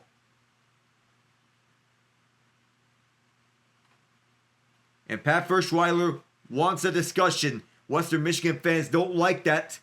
They think that there was contact at the front of the net. Shane LaChance gets his 12th goal of the year. It will stand. LaChance is the third family member to play in the national championship for BU. His grandfather, Jack Parker, and his father, Scott LaChance, who was the lead scout for the New Jersey Devils. Shane LaChance is now a prospect for the Devils after being drafted by the Edmonton Oilers. Of course, you know about how nepotism can run in sports. Sometimes it is successful, sometimes it is not. as was the case about nepotism in sports, it was successful in the case of Dale Earnhardt Jr. in NASCAR, Ryan Blaney in NASCAR. As we're looking at excellent father and son duos here. Brett Hull and Bobby Hull, as this is scooped up by BU as they look to spin around, looking to tie this game up. The Broncos scoop it back up. They've been the better team at 5-on-5. Loose puck comes down into the right circle, swept away by the Terriers. And they get this one out. It's a foot race. Who's going to win it? Oh, dangerously coming out of his crease was Hampton Slukynsky. Sometimes you have to stay in your net, otherwise you're going to end up at Steve's Dangus. If you're a goaltender, tend to goal, if you know what I'm saying. For the near corner, Western Michigan is all tied up. Kreuzberg-Rosine, as this puck comes out to the slot where it's picked up by the Broncos, and they skate this out to safety. Hakarainen places out a play with 8:35 to go in the second period. So both of these goals with the Terriers have been net front scrambles. The first one poked out by Cole Eiserman, the second one from Shane LaChance. As they caught Hampton Slukynsky never fully holding on to the puck the entire way. Cole Eiserman is back out there. First round draft choice of the New York Islanders. And taking this face-off for the Terriers was Matt Capone, but it's won by the Broncos. Sending it in is Grant Slukynsky, but in near corner getting turned around was Bednarik. Quick shot from the far side was turned away. And up for the far half boards, this bounces up several ties and is handled down by Western Michigan. Mikhail Yegorov backhands it away for the approaching Broncos. And for the far half boards, this is handled now by Kolkenubel. Poked away by Bednarik. The Terriers scoop it back up at their own zone, and they send this down to Western Michigan territory. Zach Sharp turns away the Terriers as it gets deflected in, and restarting with this one is Drosner. Rob Drosner sends it up for the far side, bounces up, and the Terriers, in pursuit of the puck, offside, they force it. 7:47 left in the second period. Not trying to be accidentally being Yoda, but offside they are. A part of the game here is that Hampton Slukynsky has trouble holding on to the puck. It's been a long discussion. This was the case when Denver scored one goal against him.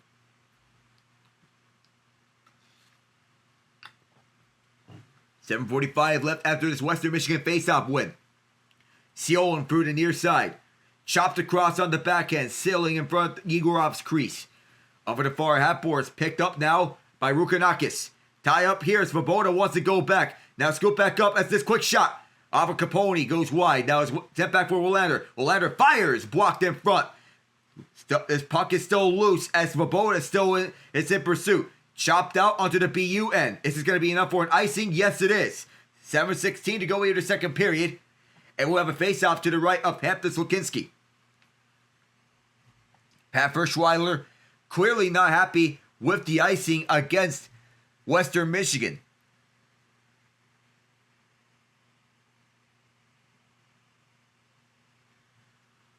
Tim Slukynsky, the father of Grant and Hampton, in attendance here. Of course, he's wanting to have these two shine here in the national championship. So it's 2-2. A lot of time left here. Face off one back to Cole Hutson. He gets forced out. Western Michigan forces an offside. Excellent job. The Slukynsky brothers have been the story of Western Michigan. Northern Michigan head coach Grant Platoni left in June 2024. Grant transfers to Western Michigan, and Hampton also commits to Western Michigan as well in the following days. Hampton's regional stats, 2-0 with an .082 GAA and a 964 save percentage in regional play. Back-to-back one-goal wins, including a double overtime win against the Minnesota State Mavericks. Up for the far side of the end boards, Western Michigan taking this one inside. And for the near corner, BU plays it out. WMU restarting. Up for the near half boards, this gets deflected up as BU tries to recollect. Quinn Hutson is spun around, but helping him is Ryan Green. Green dispossessed of the puck. Ben Kramer restarting with this. Kramer rushing in pursuit is Quinn Hutson. A stick in the lane ending that one as this gets deflected up. And over the near half boards, sent all the way across, and then moving up for the ice come the Terriers. Quinn Hutson tries to center. Gonna do so, and now the Broncos pick it back up. Western Michigan, they take it one-on-one. Kramer, being the other guy there, the shot gets stopped by Egorov. Swept away by McCarvey. And this is exited out to center. 3-on-2 with Capone leading the way. Back Capone to the backhand forehand. That missed everything, and this gets set up right in front. And BU, they get the change right on time. Western Michigan does not get a good chance off that rush. The Terriers, with 6 minutes to go here in the second period, they brought it to within 1. They were down by 2 goals earlier. 3-1. It's a 3-2 Western Michigan lead. They score on the power play. Boston University, that is. And both of BU's goals have been off of net front scrambles. Hampton Slukynsky plays it out. And now it is Eero Hakkarainen over the near half boards. Spun around it to the far side as Western Michigan tries to collect it. But BU ties them up through that scuffle. Tom Olander pokes it free, but is held in by WMU. On the left point, Sam Siolan tries to send one in front. But in that tie-up was Devin Kaplan. Now back to the point. It is Väisänen. Väisänen sends it to the right circle. Quick shot. Gets stopped away. And a rush with his puck. First one to it. I believe that is Hakkarainen or Väisänen. Can't get a number. Here's Henriks and Knuble out in front. And this gets wide away. Egorov kept it out somehow. Kerwin drag shot gets fired wide. Henriks holds it in out the far half boards. Sent across and it's intercepted. BU slowly makes their way to the offensive zone as this gets sent over to the near corner. Kaplan the first one there, but he's waiting for reinforcements, all tied up. Henriks bumped off the puck. At the near corner, Western Michigan clears it out. Bouncing puck gets recollected by the Terriers. Delayed penalty against the Broncos. Gavin McCarvey sends it on behind the extra attackers out there for the Terriers. 6-on-5 until Western Michigan touches up or until Boston University scores. And over the near side, this gets taken in. And it might have been touched by Western Michigan. Now it is. And so we'll get the official call with 4:20 left in the second period. And Western Michigan fans booing here in disapproval of the call. Pat Ferschweiler not happy in the slightest. Ty Henriks called for a slashing penalty. And so Boston University will go back to the power play. And right in front, it was just inches short of tying the game for Cam Knuble. The goaltender's best friend prevails for Mikhail Egorov. Cam Knuble sees this one bounce up in front and hit the inside the right post. Oh, Cam Knuble has to be the sickest man on the ice right now. We'll be right back.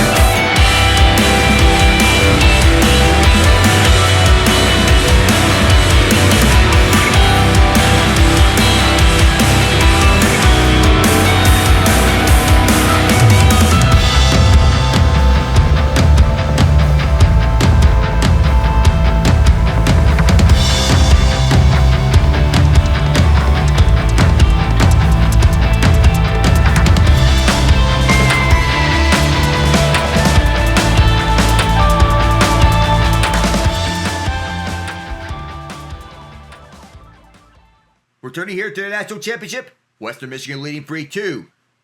Trying to call up another penalty, John Saunders and Bernie Saunders. 2 Western Michigan forwards that broke the color barrier in ice hockey, in collegiate ice hockey. WMU defenseman, 1974 to 1976. Saunders, 1975 to 1979. If I'm mistaken, but the Western Michigan Broncos team looking to win a national championship and to complete the story. Ty Henriks, player scored the last Western Michigan goal in the box for 2 minutes. WMU wins the opening faceoff on the penalty kill, and they send it down the ice. Mikhail Egorov way out of his crease. They leave it out for Cole Hutson on this top power play unit. He leads the way, waiting some more timeout. Jay Pandolfo's unit. Hutson moves it up and sends it across over to Ryan Green. Green moves up front. The first back for Quinn Hutson. And then right around for Western Michigan as they send this one down. And BU will have to restart with this puck. Puck possession key, but you want to have an established forecheck. With some speed here, entering through down the middle. Only to get this possessed was BU. And Western Michigan with the early edge. The power play against the penalty kill. So the Terriers need a drop pass, and they get that drop pass. They'll set everything up through the middle. It's sent backwards to Quinn Hutson, walking the line. Quinn Hutson gets set at the left circle. Now drops it off behind the net. Shayla Chance is all tied up. He had the last goal for BU. And Western Michigan, another successful clear. They have not allowed a Terrier shot when killing out this penalty. Tom Willander will set things up for the second unit, who drops it back. Jack Hughes will send it around over to the far half boards. Bounces up, and that corner scramble at the far side. Both teams whacking at the loose puck. It still comes loose, landing onto the Terriers. Will they get a chance here? Not right now. It's sent around to the far half boards, recollected at the far corner, and the Broncos clear it down. Excellent penalty killing by the Broncos as they're not allowing time and space here for the Terriers. It seems to be an opportunity wasted here for the Terriers because they have not gotten a shot off. Willander gets spun around, and the Broncos have the last say on the penalty kill. No shots on that power play. Excellent job by the Broncos. Quick shot after that. And that was stopped by Hampton Slukynsky. For the far corner, Kaplan keeps his one inside. Waits on the blast. Gavin McCarvey was back onto the game. A spin and a turn. Bobbing a weave from Hughes. From the near corner, Rukanakis. Rukanakis tied up. Double teamed by two Broncos. And now moving in is Kaplan, who helps him out. But the Broncos take it back up. 148. Kaplan! Oh my goodness! Oh, that's got to be a penalty. That has got to be a penalty. Textbook. Hakarainen is down and hurt. And that's the right call. The question is, will it be 5 or will it be 2?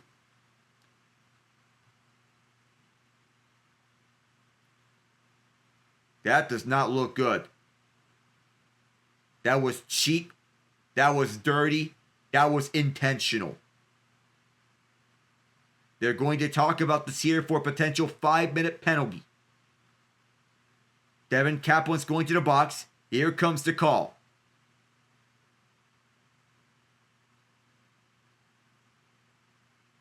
Minor penalty for kneeing. It is not a 5-minute major. But do remember, Western Michigan does not have to challenge here. Pat Verschweiler thought that this was going to be 5 minutes. But they'll be awarded a minor penalty.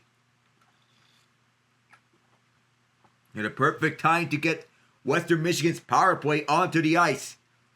And it initially looked like skate on skate. Verschweiler thought it was intentional. The player was off balance and falling. He lost his composure, so he was put in a vulnerable spot. It is a minor penalty. It's going to be a very risky challenge for penalty in such a case. But it's in that matter, Devin Kaplan needs to know better of when not to hit players in such a manner. It's going to be 2 minutes for kneeing. Yeah, Hakarainen lost his balance and his composure. It puts Western Michigan on the power play. Boston University averaging the most penalty minutes per game this season at 13.3. For as talented as they are, penalty minutes are their downside. Far corner for the setup. Western Michigan wanted to make Boston University pay for that hit on the knee. Up and over goes one of the Broncos. BU trying to tie them up defensively. Sent back around to the near corner. Cole Hutson tried to scoop it away for Gavin McCarvey. Broncos trying to hold it. Battle for the net for a battle, and it goes wide. I thought it was a goal, but it wasn't. Held inside on the left point, now at the left circle. Shot didn't make it all the way through. Now it's behind the net as Owen Michaels went down, and this gets played out of play. The faceoff will be just outside the zone with 1:07 to go. 14-second difference between the power play clock and the game clock, but it was dangerously close for Michaels to get another clutch goal. Yegorov may have gotten into the way and thought that Michaels had it there. Pat Verschweiler getting his top unit onto the bench. Alex Bump as well. 1:21 to go here on the man advantage. Western Michigan leads 3-2. BU trying to kill this penalty off. Down deep. Cleared out by BU all the way down the ice. Final minute. We're with 55 seconds left. Western Michigan looks to restart. Drop pass onto the far half boards, and they'll move it up from right to left on the ice. With 45 seconds nearing. Tries to get this one deep. Cross-ice pass centering up front, then to make it all the way through. Grant Slukynsky keeps it inside. Now for the near corner. Slukynsky wants to set up, but the Terriers are all over it. Their physical play has been a topic here throughout the Frozen Four tournament. Hampton Slukynsky will send this one backwards over to Bisonen. Bisonen wants to drop it, and he does. And for the near side, this gets carried up front by Bump. Bump, another save by Yegorov. He had a high danger chance faced up against him. 10 seconds left. At the top of the right circle, Western Michigan tries to get set up. Off of the point. Deep shot from Ziolan. Off the inside the post. And this bounced up. Boom at the end. Tied up. And Western Michigan tried to get one last shot up. They will not. The clock expires, but they'll have 14 seconds of carryover power play time to begin the third period. They lead 3-2 here after 40 minutes of play in the Frozen Four National Championship. A fight for a title here on the line. Western Michigan 27-2-0 when they lead after 2 periods this season. They just set a program record for wins in a single season. At BU, don't count this team out. The third period, anything can happen. I am Alec Nava. Stay tuned for the second division report when we come back.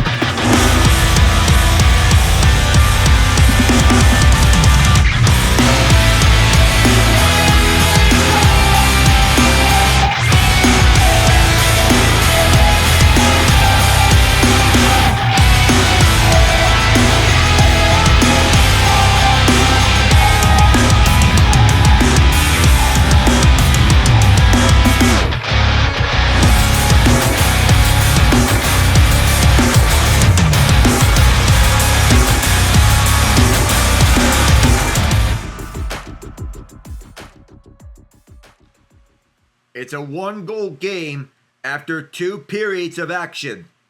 I'm Alec Nava. Let's get on to the scoring recap. Wyatt Shingopi from Iro Hakaraya and Tim Washi at 1-for-8 the first period. Cole Eiserman from Devin Kaplan and Camille Bednart 7-12 in the first period.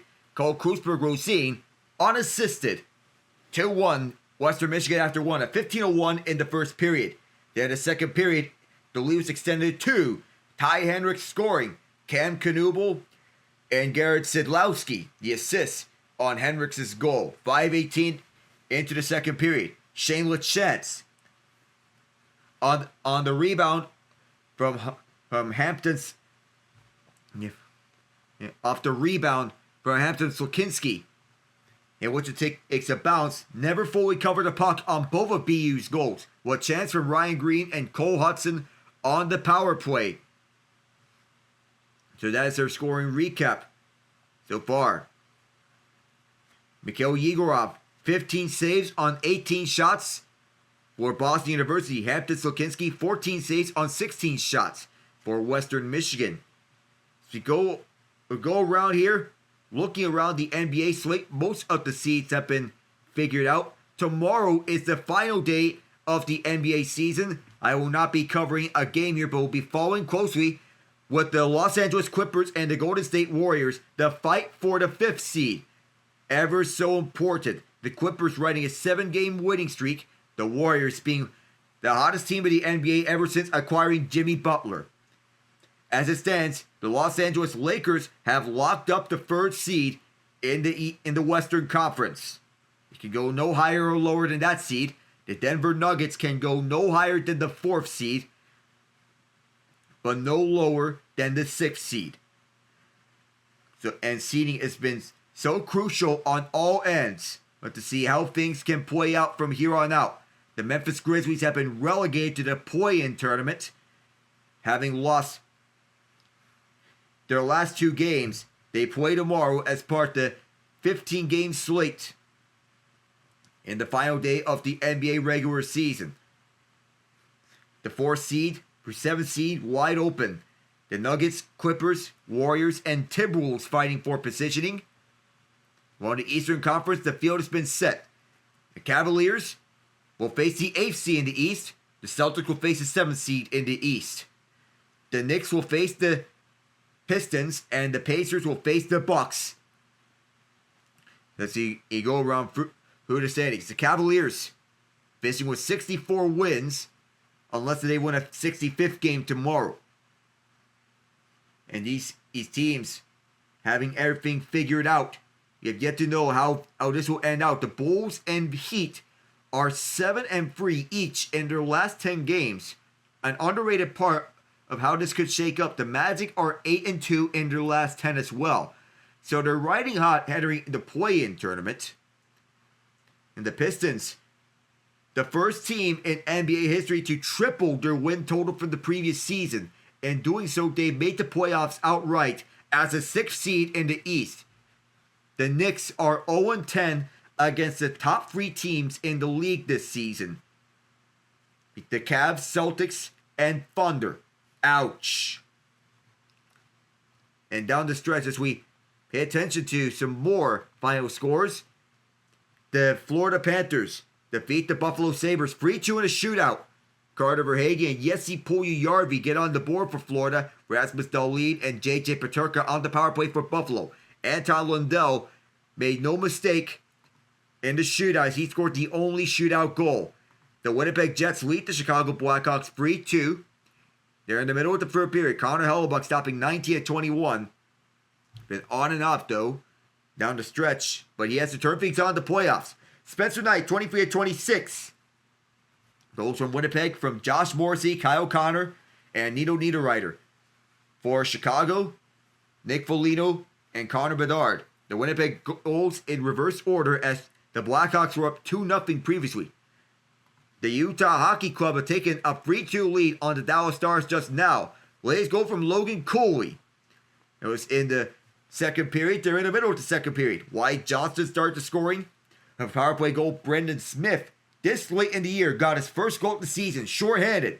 Colin Blackwell and Sam Steele the assists on the Smith shorty. Barrett Hayton and Sean Dursey on the power play. And with the Dursey goal right after the Smith short-handed goal. Logan Cooley to take the lead for Utah. Going right back with this.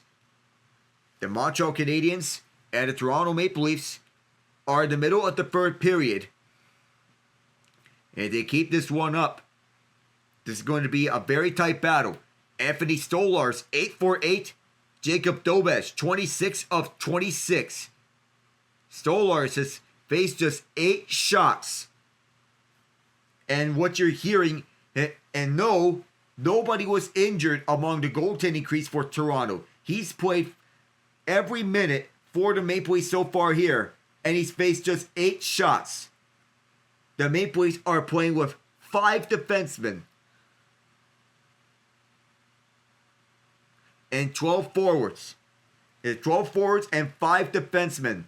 As bizarre as that sounds, that is an actual statement. They're playing with 5 defensemen. But so far it is working, as the bare bones defensive committee able to keep the Leafs upright. Morgan Riley, Chris Tanev, Philippe Myers, Brandon Carlo, and Simon Benoit. No Oliver Ekman-Larsson and no Jake McCabe for the Leafs. But that's been good news for Toronto, that they are able to limit Montreal to just 8 shots. That's something that's unheard of. The Vancouver Canucks and Minnesota Wild face up at 10 Eastern at the night. The Wild trying to stop their losing skid. They lost to the Calgary Flames the other night. The Nashville Predators faced the Vegas Golden Knights. And the St. Louis Blues faced the Seattle Kraken. The Blues are on a cold slump. The Blues trying to make the playoffs, being one of the hottest teams in the NHL ever since the Four Nations break. They go to tomorrow's slate, where we begin with the NBA final day. The 1 p.m. games consist of the Orlando Magic and the Atlanta Hawks, the Charlotte Hornets at State Farm Arena, the Charlotte Hornets and Boston Celtics at TD Garden, the New York Knicks and Brooklyn Nets at Barclays Center, the Indiana Pacers and Cleveland Cavaliers at Rocket Arena, the Washington Wizards and Miami Heat at American Airlines Arena, Kaseya Center, the Chicago Bulls and the Philadelphia 76ers at the Wells Fargo Center, the Detroit Pistons and the Milwaukee Bucks at Fiserv Forum, one of 2 ESPN games. That's a 1 o'clock slate. The 3:30 slate, consisting of the Denver Nuggets and the Houston Rockets at Toyota Center, the Dallas Mavericks and the Memphis Grizzlies at FedEx Forum, the Utah Jazz and the Minnesota Timberwolves at Target Center, the Oklahoma City Thunder and the New Orleans Pelicans at Smoothie King Center, the Toronto Raptors and the San Antonio Spurs at Frostbank Center, the Clippers and the Warriors, the second ESPN game at Chase Center, the Los Angeles Lakers and the Portland Trail Blazers at Moda Center, and the Phoenix Suns at the Sacramento Kings at Golden One Center. That's tomorrow's slate. When we come back, third period of the National Championship up next here at St. Louis. I am Alec Nava. Stay tuned, everyone.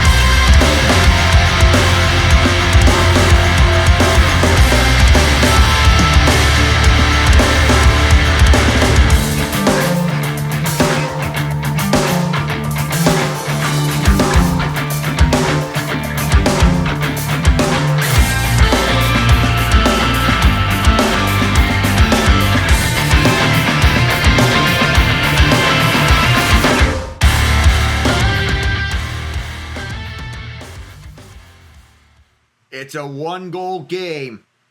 And the final 20 minutes of regulation, the pressure has been amplified. Whether or not we get overtime is anyone's guess. But Western Michigan has played like the better team throughout this national championship. I'm Alec Nava. Good to have you here for the rest of the way here.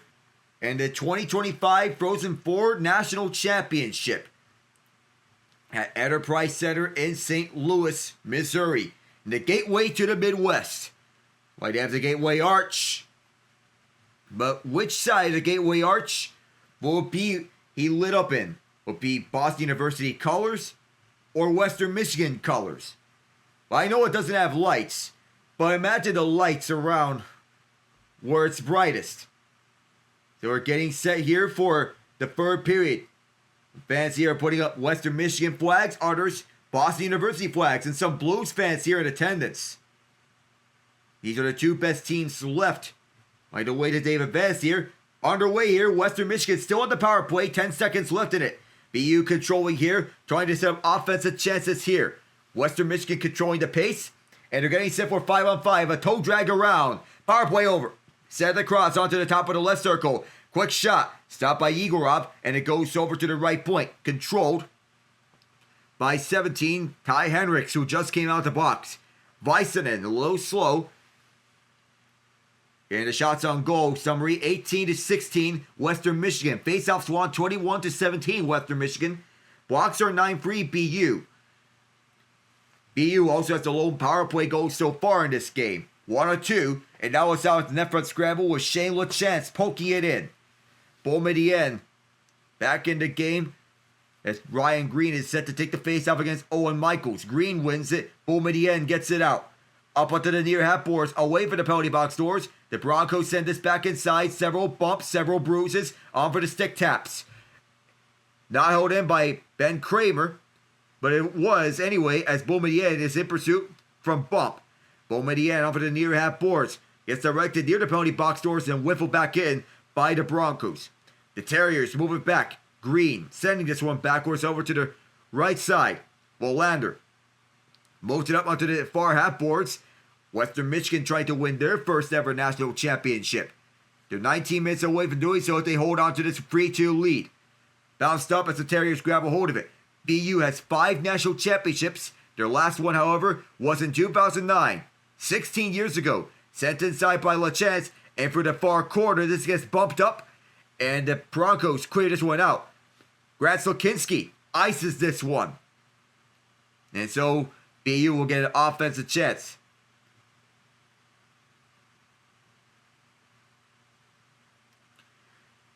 So Western Michigan sends the message. We cannot make this easy for BU. Handle the puck out of the defensive zone. You have to be very careful on this BU team because of how offensively talented they are. Face-up is to the left of Hampton Slukynsky.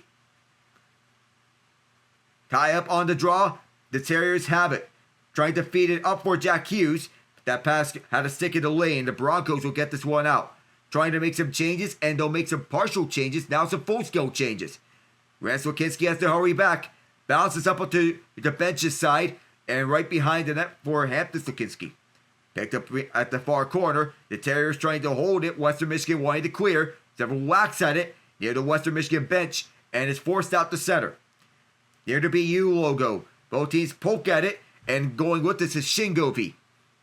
For the near side, Vysanen sends this one around. A heavy crash and bang at the near side of the boards. Deflected up for the far side of the ice. It's BU territory. They restart with this puck.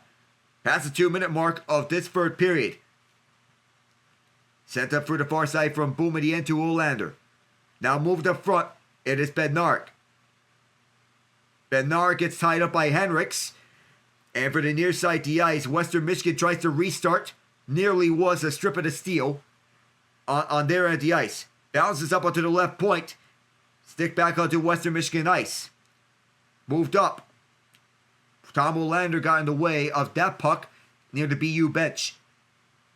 Terriers wanting to restart here as they want to get up for the ice. Bruce center. Skater lost an edge. And for the near corner, Rukanakis tried to center up front, but there's a tie-up right behind Hampton Slukynsky's crease. Capone feeds it to himself off the boards, and then it comes out to the left circle. Rukanakis, oh my goodness, he was walloped. It's held inside by Harvey, and on for Rukanakis. Sent over to Svoboda. Set back onto the right point. Long shot was blocked in front. Another chance. No shot from Cole Hutson. Sent onto the goal, but it was deflected aside. Svoboda. Set up at the far corner, where Western Michigan will clear this one down, but it's just held inside. Player here's Cole Hutson closing in. Hutson, save, rebound loose, right in front, several whacks on the stick. Slukynsky is down. Puck is still loose. Comes onto that front scramble and whack it several times. And they think it's in. No goal! No goal!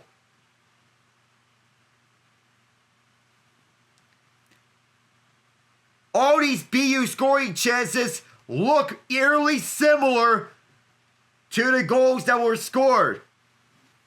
Several ferocious whacks at the puck.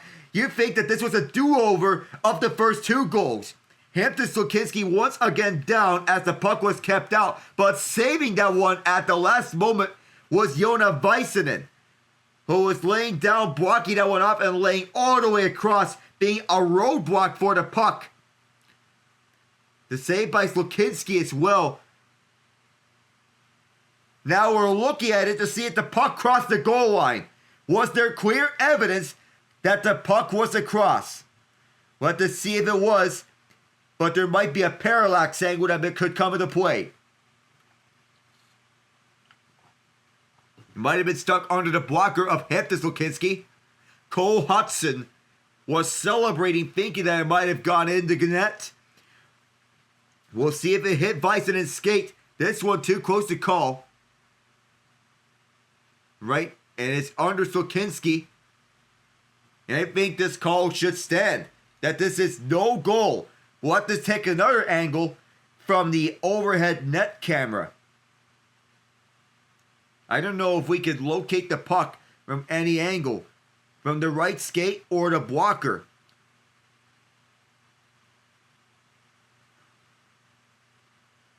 I don't know. Let's see if these But here, there is no NHL situation room. It's the referees that are making the calls outright. There's no NHL situation room in play here. This is a team that's in control of their chances. The puck is recognized and then fired inside, off the boards and then down. Taking that puck the entire time. I think that Hampton Slukynsky covers this one the entire way. I don't think there's conclusive evidence. Great camera work from all the cameramen on ESPN. No goal on the play. You can't talk about that defensive sequence enough. No goal. The call has been upheld. It's Väisänen. He was the final roadblock on the way. 6th round pick by the Pittsburgh Penguins in last year's NHL entry draft. And he did a good job at preventing that puck from crossing a line. The theatrics of what a championship game can provide. And an excellent job by Joona Väisänen to prevent this from crossing the entire way. Face-off is won by the Terriers, but it exits out the center. Races for the puck picked up by Boumedienne, but Western Michigan quickly onto it, but it's still near the penalty box doors. BU handling it as they get back inside. The shot was blocked off and forced to the mesh. Each sport is a game of inches. You want to find the puck all throughout, and this time Western Michigan was able to locate it. You want to talk about skating away from this one unscathed. That is the perfect example of doing so. Pat Verschweiler knows what the situation is. The officials agree with their statement, and we have a false start on the faceoff. Boston University had 2 power play chances. Western Michigan won each of the last 4 games by 1 goal, including the national semifinals where they won 3-2 in double overtime. That front scramble is at the side of the net. Right behind the crease as it's set up to the far corner now. now moved around to the opposite corner with Western Michigan, the first one there in pursuit. Rob Drasner directs the traffic to the left point where Cole Hutson's trying to keep it. And is poked around several times. The Broncos escape. And they move up onto the far side of the ice. Toe drag here from Sharp. The puck disagreed with him. Chip pass on the way to the near side. And BU slows the play down. Cole Hutson smoothly and calmly to the left point where he shoots it around. Hampton Slukynsky plays it to the far corner. BU trying to hold the zone. And it's picked up by Bisonen. Bisonen clears this one out. Was there a deflection? Is the question.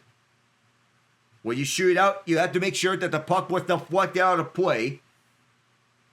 Otherwise, that's a delay of game penalty. Western Michigan needs to keep that discipline. It's an automatic penalty in the NHL. Wyatt Shingopi, Cole Eiserman, Cole Krusberg, Rosen, Ty Henricks, and Shane LaChance the goals tonight. Face-off is to the right of Hampton Slukynsky. It'll be taken by Owen Michaels and Jack Hughes. Michaels the victor. Now moved up onto the near half boards as Western Michigan takes back possession of this. When out of Yegorov, the puck came towards his left. And now Jack Harvey sends this one down. Western Michigan will reset. Bounce onto the near side. Michaels will direct it on towards Yegorov on this pass towards Costatini. Nearly at the 5-minute mark of this third period as the officials intercepted to break up a scuffle.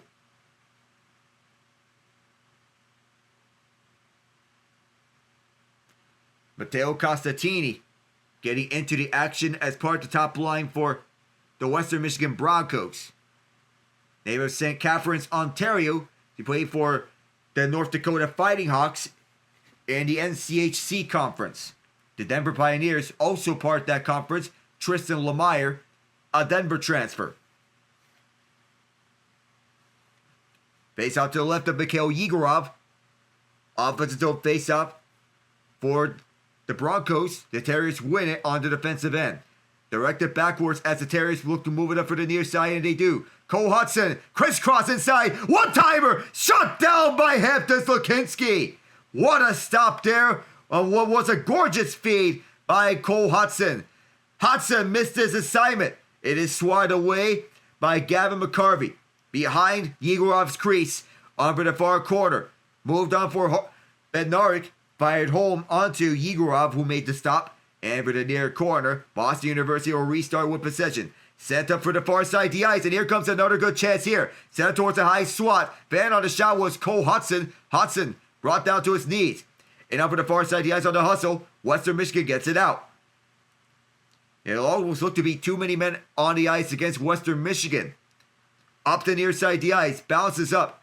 It's Ryan Green, who gets slowed down, and is batted backwards. Western Michigan in pursuit. They'll grab it at the near corner. Tim Washi in the near corner, feeds one over to the right, top of the right circle. It gets blocked in front. Washi scoops it back up at neutral ice. Yegorov out of his crease for Sasha Boumedienne. Boumedienne off of the near half boards, near the penalty box doors. Bounces up. Rukanakis in pursuit. And now the near side. Owen Michaels look to take it back, but BU hounds this puck, reverses up, and a deep shot was directed on for the near side. Michaels directed it backwards. Race for the puck. The Broncos will scoop it up. 6:30 gone here in this third period. They lead 3-2. They've won their last 4 games by 1 goal. At the right point, there's a tie-up on BU. Race for this puck behind it. It is won by Quinn Hutson. One-timer from Cole Hutson. Loose in front, and it's scooped up by Western Michigan. 3-on-3. Here they come. Now it's a 2-on-3. Splitting down the middle. Cole Hutson scoops it away. Cole Hutson down for the middle, crossing the blue line. Spinorama around, and down in front. Hampton Slukynsky is down, fighting for the loose puck right behind the net. One player is down, right behind the crease. That's Bisonen. Quinn Hutson there. And Cole Hutson couldn't even get the quick shot off. And here's a 2-on-1 chance here for the Broncos. Owen Michaels here. Fires! Scores!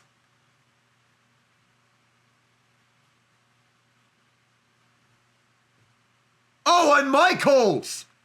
The double overtime hero of the Frozen Four semifinals. gets Western Michigan one step closer.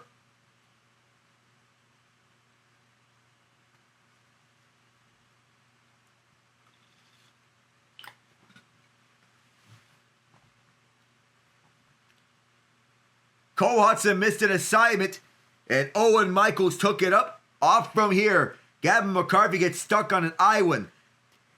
And if he rushes towards Michaels and goes towards him, he'll shoot that one anywhere, if that gets closed off. And then for the other way, if he decides to make the pass, there's a wide open teammate on the other end. So Mikhail Yegorov is stuck on an island. He doesn't know what to do. And then frankly, I don't know what he's supposed to do. Michaels with his 17th of the season, fresh off the double overtime winner against Denver. Take down the reigning national champions. Back across come the Terriers in front. It bounces up and it's directly onto the near corner. Oh, several players go down like bowling pins, but they get back up onto the crease. Shot at the far side, and a whistle is blown here. And an effort scuffle. Zach Daring is in the middle of it. And Jack Harvey too. 12:16 to go in the third period. Western Michigan, that much away from their first ever national championship in their program history. Owen Michaels gets Western Michigan up by 2 goals. We'll be right back here from St. Louis. I am Alec Nava. See you in a bit.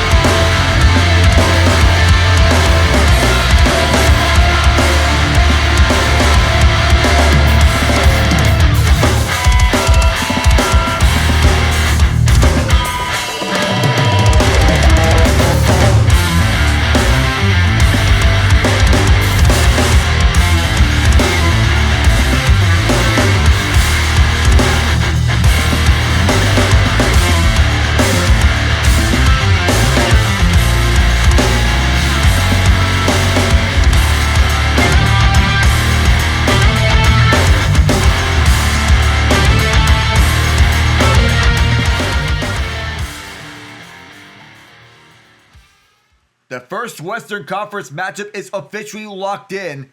The Dallas Stars and the Colorado Avalanche will face off in the first round of Stanley Cup playoffs. A highly anticipated matchup. It is a rematch of last year's Western Conference semifinals, in which the Stars won in 6 games over the Avalanche. This is the third meetings in 6 years for these two teams. Both previous times, Dallas won those ones. 7 games in the playoff bubble in Edmonton. Overtime winner from Joel Kiviranta, who is now on the Avalanche. Off this faceoff, Boston University controls. Cole Hutson. Quick shot, kicked out by Slukynsky. And the Terriers pick it back up, directed back. Right circle shot was directed wide as well. Western Michigan wanted to clear this one out with 12 minutes to go. Whistle blows here.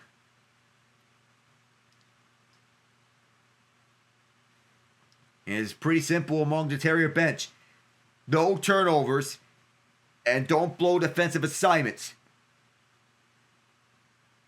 They're just one shot away from making things interesting. Western Michigan is controlling the pace here, being the better of the two teams at 5-on-5. The odd man rush, being few and far between in playoff tournaments like these. But when they're earned, they're earned. They're never given. On the far side, Western Michigan in control. Boston University trying to tie the game up, down by 2 again. From the near corner, Boumedienne absorbs the hit. Who delivers to Willander. Bounces up, and Western Michigan coming back with this. A stick lift here from Willander. He goes down.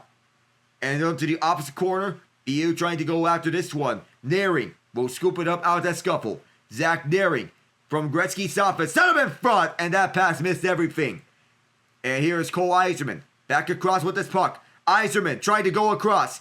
One of his teammates saves the puck. Jack Harvey will direct it back onto the left point. The shot was blocked up, and it goes out of play with 11:20.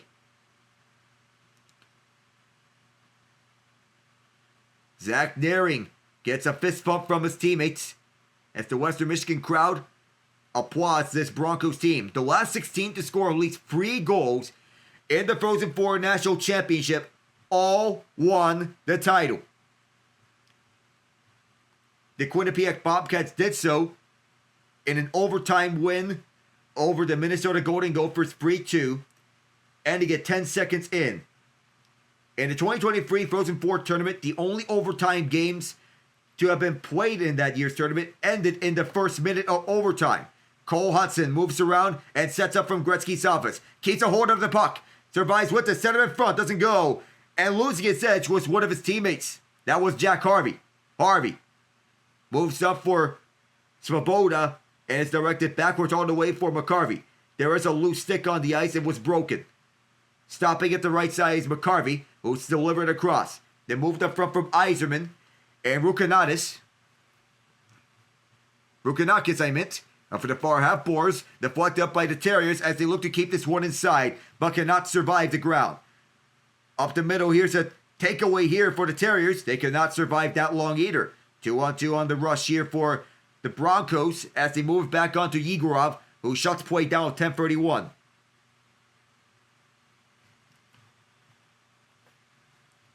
A tall mountain here for the Terriers, but Cole Hutson has been the offensive dynamo, setting plays up. Behind the back passes as he does a little half spin. The gorgeous plays that you would like to see from dazzling talents like him. And those are highlight reel plays as well. But in the playoffs, it's less about highlight reel plays and more about what the nitty gritty. 10:31 to go. His faceoff is to Yegorov's right. 4-2, Western Michigan leads. The outshot by the Terriers, 24-22. It's a slight edge for the Terriers, but they want to push the pace. 3-on-2, they hurry. Bounces up, and up for Shane Lachance. Lachance tied up at the near corner. Grant Slukynsky also there. Ryan Green had to poke it away, and going to the opposite side is Zach Naring, who backhands it out. Tom Willander keeping his composure at the far side as Western Michigan sends this one down the ice. Behind Yegorov's crease, this is collected by the Terriers and then sent back. Sasha Boumedienne, end of his shift, goes to the bench as Willander senses one around. He too will go for a change. Scooped back up by Väisänen. Väisänen almost gives the puck away, and now BU will restart with the puck. Set up front was wide on the pass, and then another half spin as this gets taken around by Cole Hutson. And now back comes Western Michigan on this. Oh, a car crash at the crease. Mikhail Yegorov has to get back to his crease. That's Western Michigan does not get anything against them. Here's Capote who sends it inside, and Hampton Slukynsky turned that one away. But the near corners gets set up onto the top of the left circle, bounces up, and here comes a 3-on-1 rush. Here they come with numbers. Pass right across, set him in front, and it's stopped by Yegorov.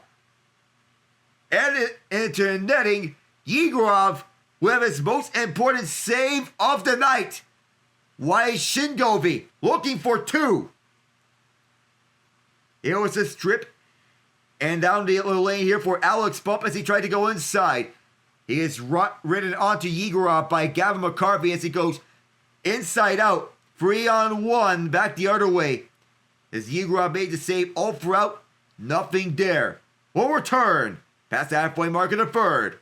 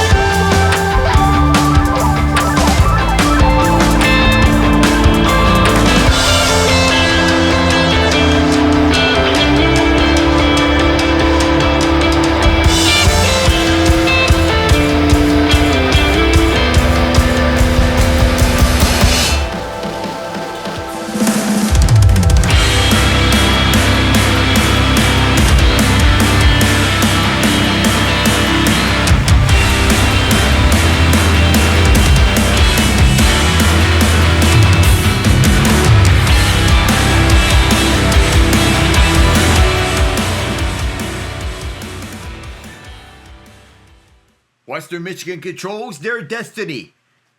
Halfway through the third period, they are moments away from glory in their first ever national championship appearance.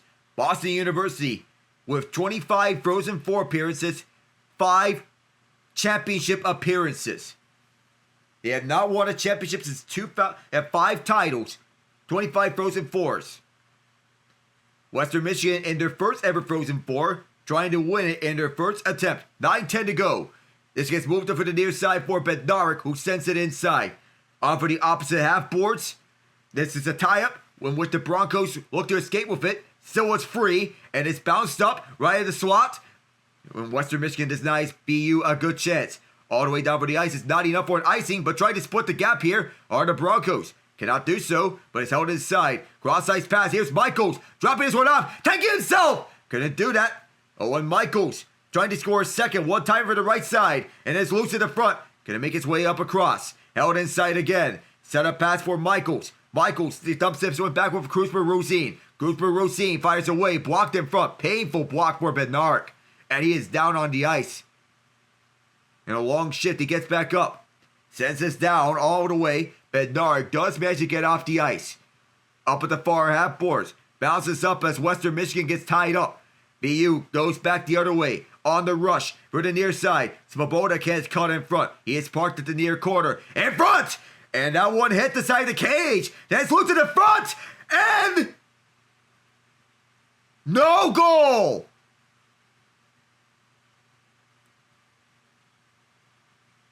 Well, McCarvey, he seemed to be on the way inside, but it looked to be another one of one of those scoring chances in which it was a net front scramble. Oh my goodness.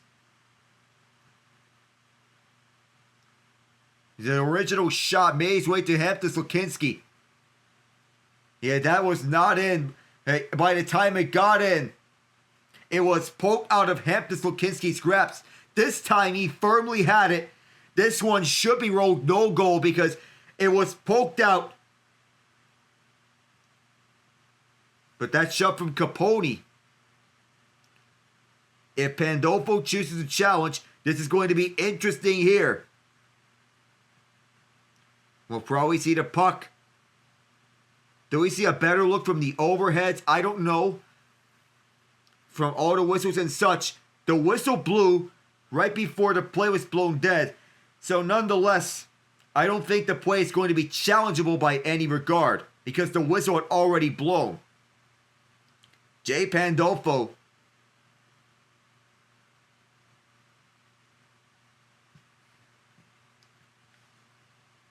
So there was a physical motion by the player that was last touching the puck right beforehand. So was the puck frozen? And the officials blew the whistle at that time. So in such an account, I don't think this goal is going to count because the puck was put free, one, and the whistle also. Well, Jay Pandolfo is challenging here for a goal with 8:04 to go here in the third period. This is a very risky maneuver by the Terriers to try to get back into this game. It cut the lead to 1 previously. But how funny is it that all 3 of the BU goals would end up being the exact same if this ends up being a goal?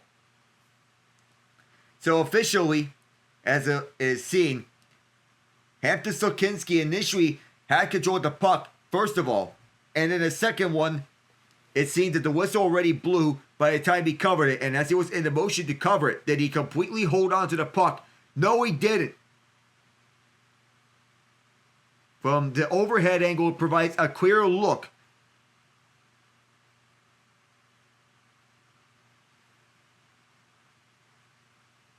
The referee determines the puck was frozen, and it came loose only after contact from the stick of Matt Capone.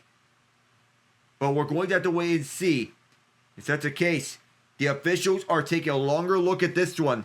You remember, there's no situation room. I don't think the puck ever came loose until after the whistle was blown. So the officials assumed that the puck was frozen at that time. I don't think this is going to be called as a goal. But we'll have to wait and see for how this is going to go. They're taking a look at it. This is going to take longer. So if they're wrong on this challenge, they're going to lose a timeout. So the whistle, once again, was way before Boston University poked the puck home. So now the officials are going to make their verdict. They've been a very busy team. Here's the call. And there you go. Jay Pandolfo went for a Hail Mary challenge. It did not go his favor. And as such, it will stay 4-2 with Western Michigan leading. So the Broncos still holding on to the 2-goal lead. And Jay Pandolfo needs to heat things up offensively. Hampton Slukynsky with 43 saves in the Frozen Four. 4 goals allowed. He's been outstanding through this tournament. To the right of Slukynsky, this is face-off. It's won by Western Michigan. Seoul sends this one through. And up on the left side is Cole Hutson. Picking this one up, dropping it back. And then LaChance sends this right behind Slukynsky. It's scooped up by Bisonen. Tie up at the near half boards with a double team from Western Michigan. Freeing this one up and then on it back onto the field of play. LaChance tied up but able to hang on. Starting pass on the near corner. Went wide. And BU once again holding it. Walking the point. Cole Hutson. Excellent forechecking from Western Michigan to poke that one out all the way through. Excellent defensive play for the Broncos. 7:25 to go here. Cole Hutson sends this one back to his partner. As BU is taking their time with this. 7:15 left. Broncos lead by 2. Up the near side of the ice. A bump and an icing with 7:09 left in the third. Cole Hutson wanting to create plays here, but an excellent stick check ending that threat. And that was Cam Knuble who sent this one down the lane all the way through. Excellent job. Or actually, that was Wyatt Shingovey scored the first goal of this game. An excellent and balanced team, the Broncos. It was 7:05 to go. They're in a position where they can win their first national championship in their first try. That comes very rare. And this one goes on to Yegorov, who freezes up with just under 7 minutes to go. 6:59 remaining. And this Frozen Four, seeing twists and turns.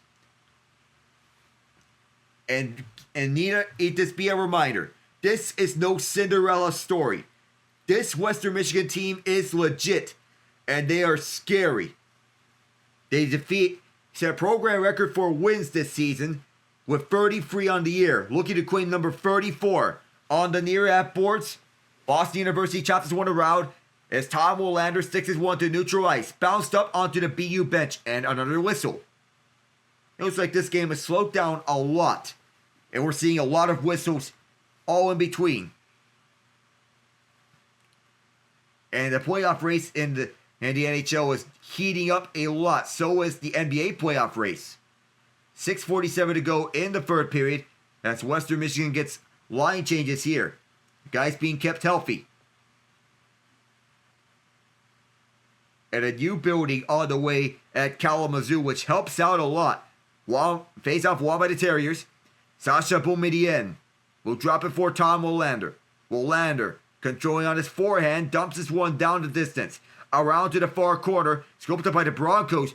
Hampton Slukynsky is in trouble, but now on behind the net. Then comes out in front as this is chopped at behind the net. Now coming over to the far half boards, Willander able to hold it. Western Michigan takes it away. Now it's a 2-on-2 rush the other side. Up for the far side. Bounces up, and it goes behind Mikhail Yegorov. Sasha Boumedienne. Boumedienne in control. Up for the middle, almost a takeaway there for the Broncos. Sent back for Boumedienne from Jack Hughes. Stick in the lane, but still Cole Hutson's able to keep it. Not for long though, but a slip up. And the Terriers controlling here for the far half boards. Boumedienne in trouble. Dumped inside, and Cole Hutson plays it to the far half boards. Here's a giveaway. Shot wide at the crease. Mikhail Yegorov saw that one. Boom at the end one more time. BU is trapped in their own zone. They get this up for center. Western Michigan sends this one down. And up for the far half boards, near the BU bench, they get some changes. Up the near side, it's Michaels. Michaels gets shoved, and at the near corner, it's collected by McCarvey. Gavin McCarvey. Up the far half boards on the tip up. And it goes up into the netting with 5:22. 25, the shots evenly matched up. Western Michigan won national championships, two of them in 1964 and 1965 in men's cross country. That was the last time that the school has won a national championship. 60 years they've waited for a championship to arrive in any of their four major athletic departments. But they're 520 away from tasting ultimate glory in their first ever attempt in the Frozen Four. For the far side, this gets behind Yegorov. Olander sticks it away from bump. Up the far half boards, this is moved up through the middle. BU is all tied up. Offside, several players were a little jumpy as this was picked up past the blue line. Brandon Svoboda was there. And Alex Bump being put away. Michigan Tech, Michigan State, Northern Michigan, Lake Superior State, Ferris State, and Western Michigan getting their first national title game among hockey teams with Michigan, 1948, 1956, among Michigan and Michigan State. 5 minutes to go. Western Michigan just a couple moments away from glory. Gavin McCarvey gets tied up, and now this puck ends up behind Mikhail Yegorov's crease. Bounced up at the near corner, now at the near half boards. Scooped up by Cole Hutson, away from Zach Sharp. And a cross-ice pass gets collected at the top of this slot. Now delivered onto the left side for Quinn Hutson. This goes past them, and the Broncos wanting to run out some more clock. Forehand, backhand here. The delivery from Valente as he goes across. Valente searches. Valente looks. Valente fires. Blocked in front. Zach Daring's also going after this loose puck. Moves up front. Western Michigan wanting to finish this one off. Up front. When does Mikhail Yegorov get pulled? This goes behind Hampton Slukynsky. And then up front, the near half boards for Ziolan. Up across onto the offensive zone. 4 minutes ago for WMU. They get right here and a shot pass score! Eero Hakkarainen! Talk about storybook! Last period, he was on the ice in pain. And now he is delivering pain to BU. Unbelievable!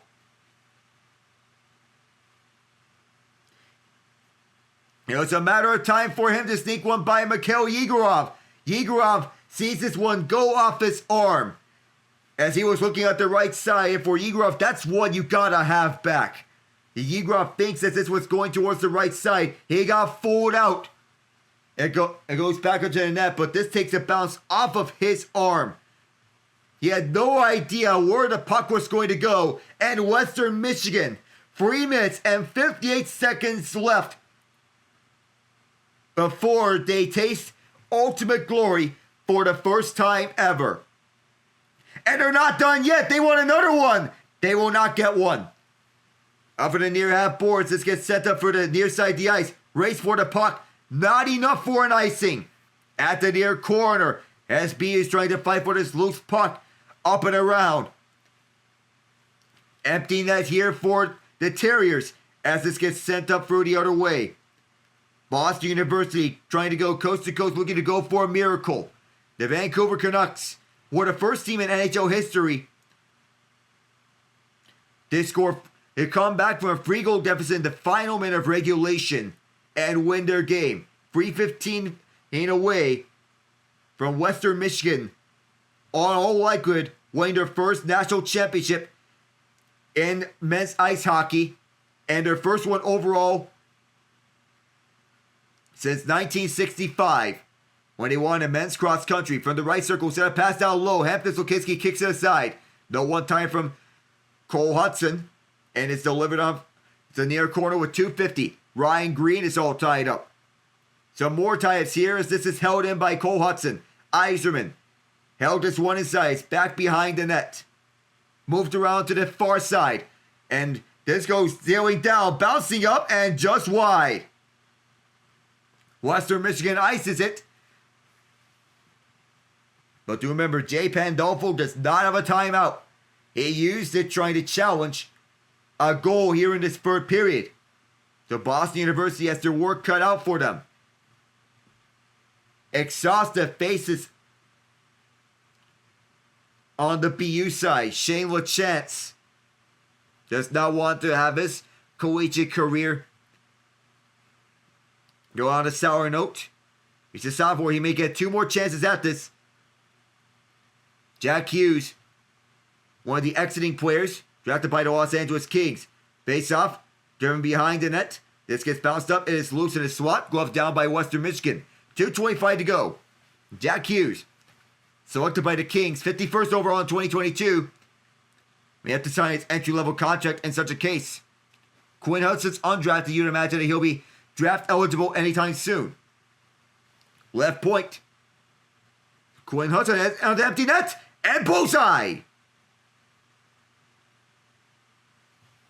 Owen Michaels, the man of the hour here for Western Michigan. Netting his second and 2-7 away from the taste of Western Michigan all-time greatness here in ice hockey.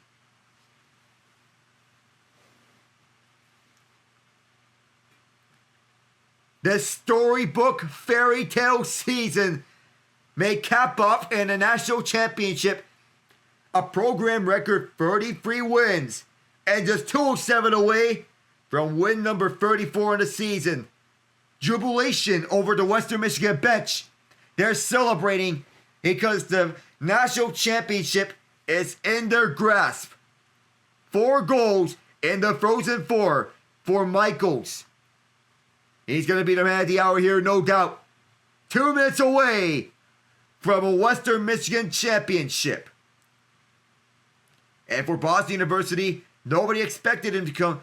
There were some takers that thought that they were going to come out of their region in Toledo. Many had Michigan State as the favorite. But after they bowed out in the first round against Cornell, it became a 2-team race between them and BU. BU escaped near certain death against Cornell and did so again against Penn State, fighting by the skin of their teeth. 1:25 to go here. Western Michigan, one of the most inspiring teams of this tournament, winning their last 4 games by 1 goal, heading into the national championship, but then exploded into a barrage of goals against the Terriers here. Let's go Broncos chance here as they see the final minute here in the national championship. Michigan being free for free in St. Louis. Every time there's a national championship held here in St. Louis, a team from Michigan has won the national championship. It's been 18 years since a Michigan-based team has won a national championship in this very venue. The Michigan State Spartans in 2007, led by Justin Abdelkader, who was part of the Detroit Red Wings core that won the 4th Stanley Cup in 12 years for them. Near it had Nicholas Lidstrom, Henrik Zetterberg, Pavel Datsyuk. 15 seconds until it is official. Pat Verschweiler and company will see a national championship brought to Kalamazoo for the first time ever in the program history. The Broncos will ride off into the sunset here at St. Louis with Western Michigan's first athletic championship in 60 years.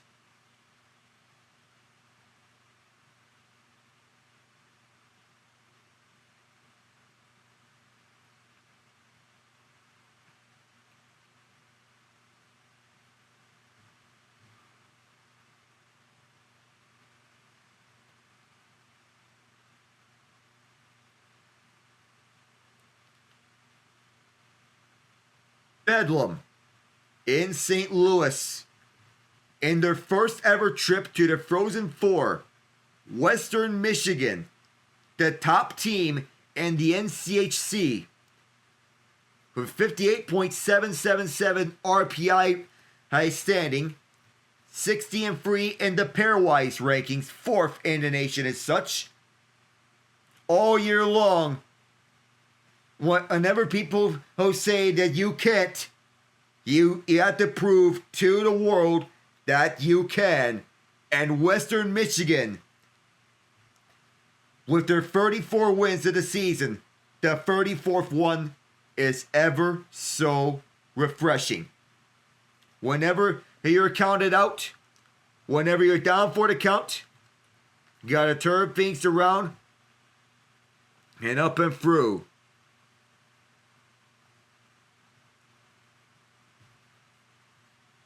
The pain of one end and the jubilation on another.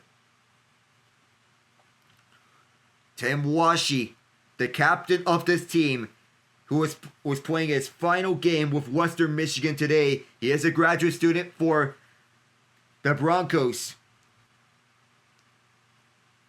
And he is an undrafted player. In all likelihood, whether he calls it a career in playing hockey or not, or if he's going to play overseas is anyone's question. But he finally has a championship under his belt, being loyal to this program, being loyal to Pat Ferschweiler. This means a lot to Western Michigan University. It's their first championship in 60 years when they won the men's cross country national championship in 1965. Owen Michaels, the likely most outstanding player of this tournament. Oh my goodness. This was a close group from day one. In all likelihood, Michaels is going to be the MVP of the Frozen Four, being the most outstanding player at the tournament. The student section that made the trip from Kalamazoo in all sorts of jubilation. How about this? They're jumping around here as Jump Around plays here. The memorabilia, the shirts, the caps are all out. The handshake lines and the ultimate showing of respect between these two teams. The long-standing tradition in hockey at the end of a grueling, long-standing battle between two battle-tested teams. Western Michigan, in their first ever trip to the Frozen Four, they've done it. How about this? You gotta feel good for these kids.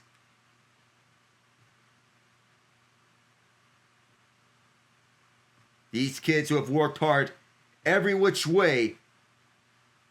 And you want to make sure that as an athlete, you want to get into the handshake lines and complete this presentation.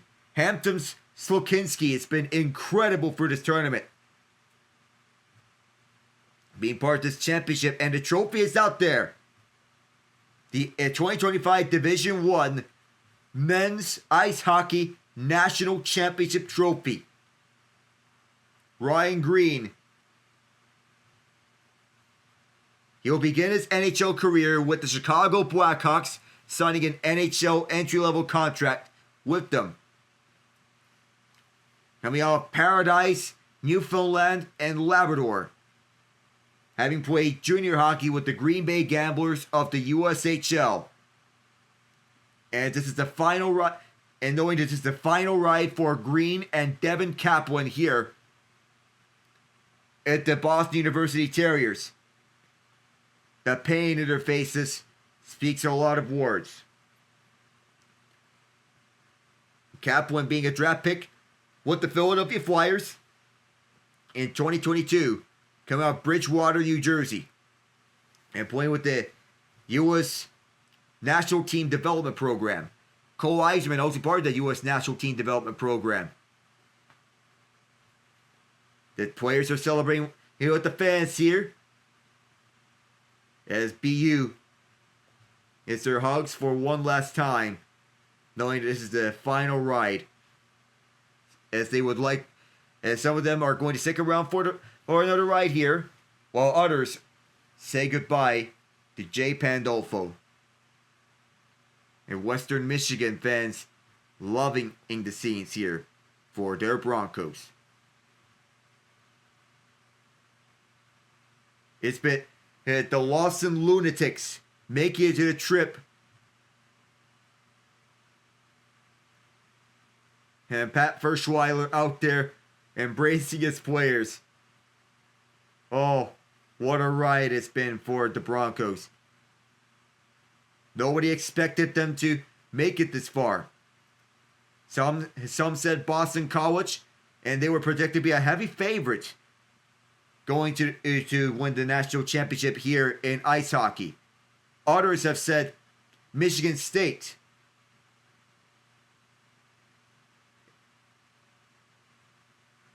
And we go to the presentation of the trophy.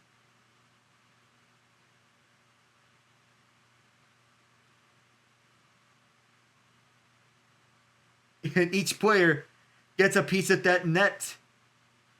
They're cutting each part of the net for each player.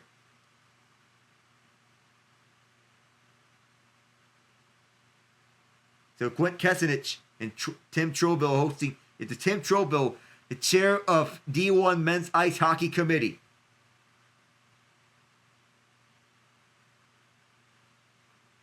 And each player getting a chance to get their own portion of the net.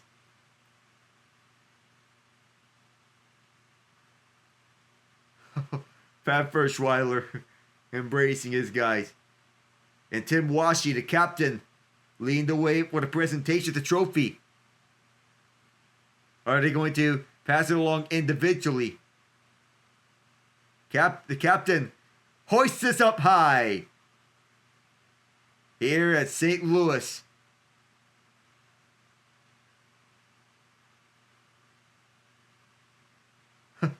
That's a happy bunch of kids. Here in Western Michigan. The job is finished. And while Western Michigan, nobody thought of them as one of the most prominent ice hockey schools, they have finished the job here in St. Louis. Once again, a Michigan-based team wins a national championship. The calmer you are, the queerer that you think. And these kids in college hockey doing the job. They're going to get a chance to share the trophy.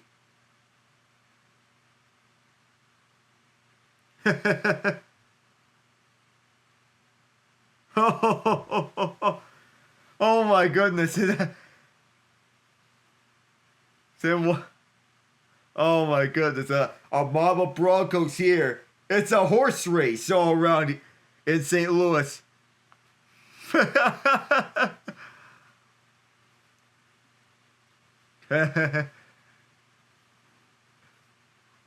Every player in every game bought into the system of belief of winning. With Pat Ferschweiler. Some did not see this team going to the national championship. But being the top overall team in the Fargo Regional, the de facto West Regional, the pain was worth it. Especially for Finnish forward by the name of Eero Hakkarainen, the Helsinki native who was injured laying down onto the ice, writhing in pain. And Tim Washi, he has to join his guys over the picture. He's just finishing up his interview with Quint Kesenich. Well, is he going to photobomb it? Well, now some players are photobombing it. Here's Washi. And the biggest moments, a phenomenal effort by the Broncos to secure an outstanding victory. Dominating play from start to finish. As the cheers go on, we say so long from Enterprise Center here at St. Louis. From the studio to you, I'm Alec Nava, saying so long, and catch you later. Good night, everyone.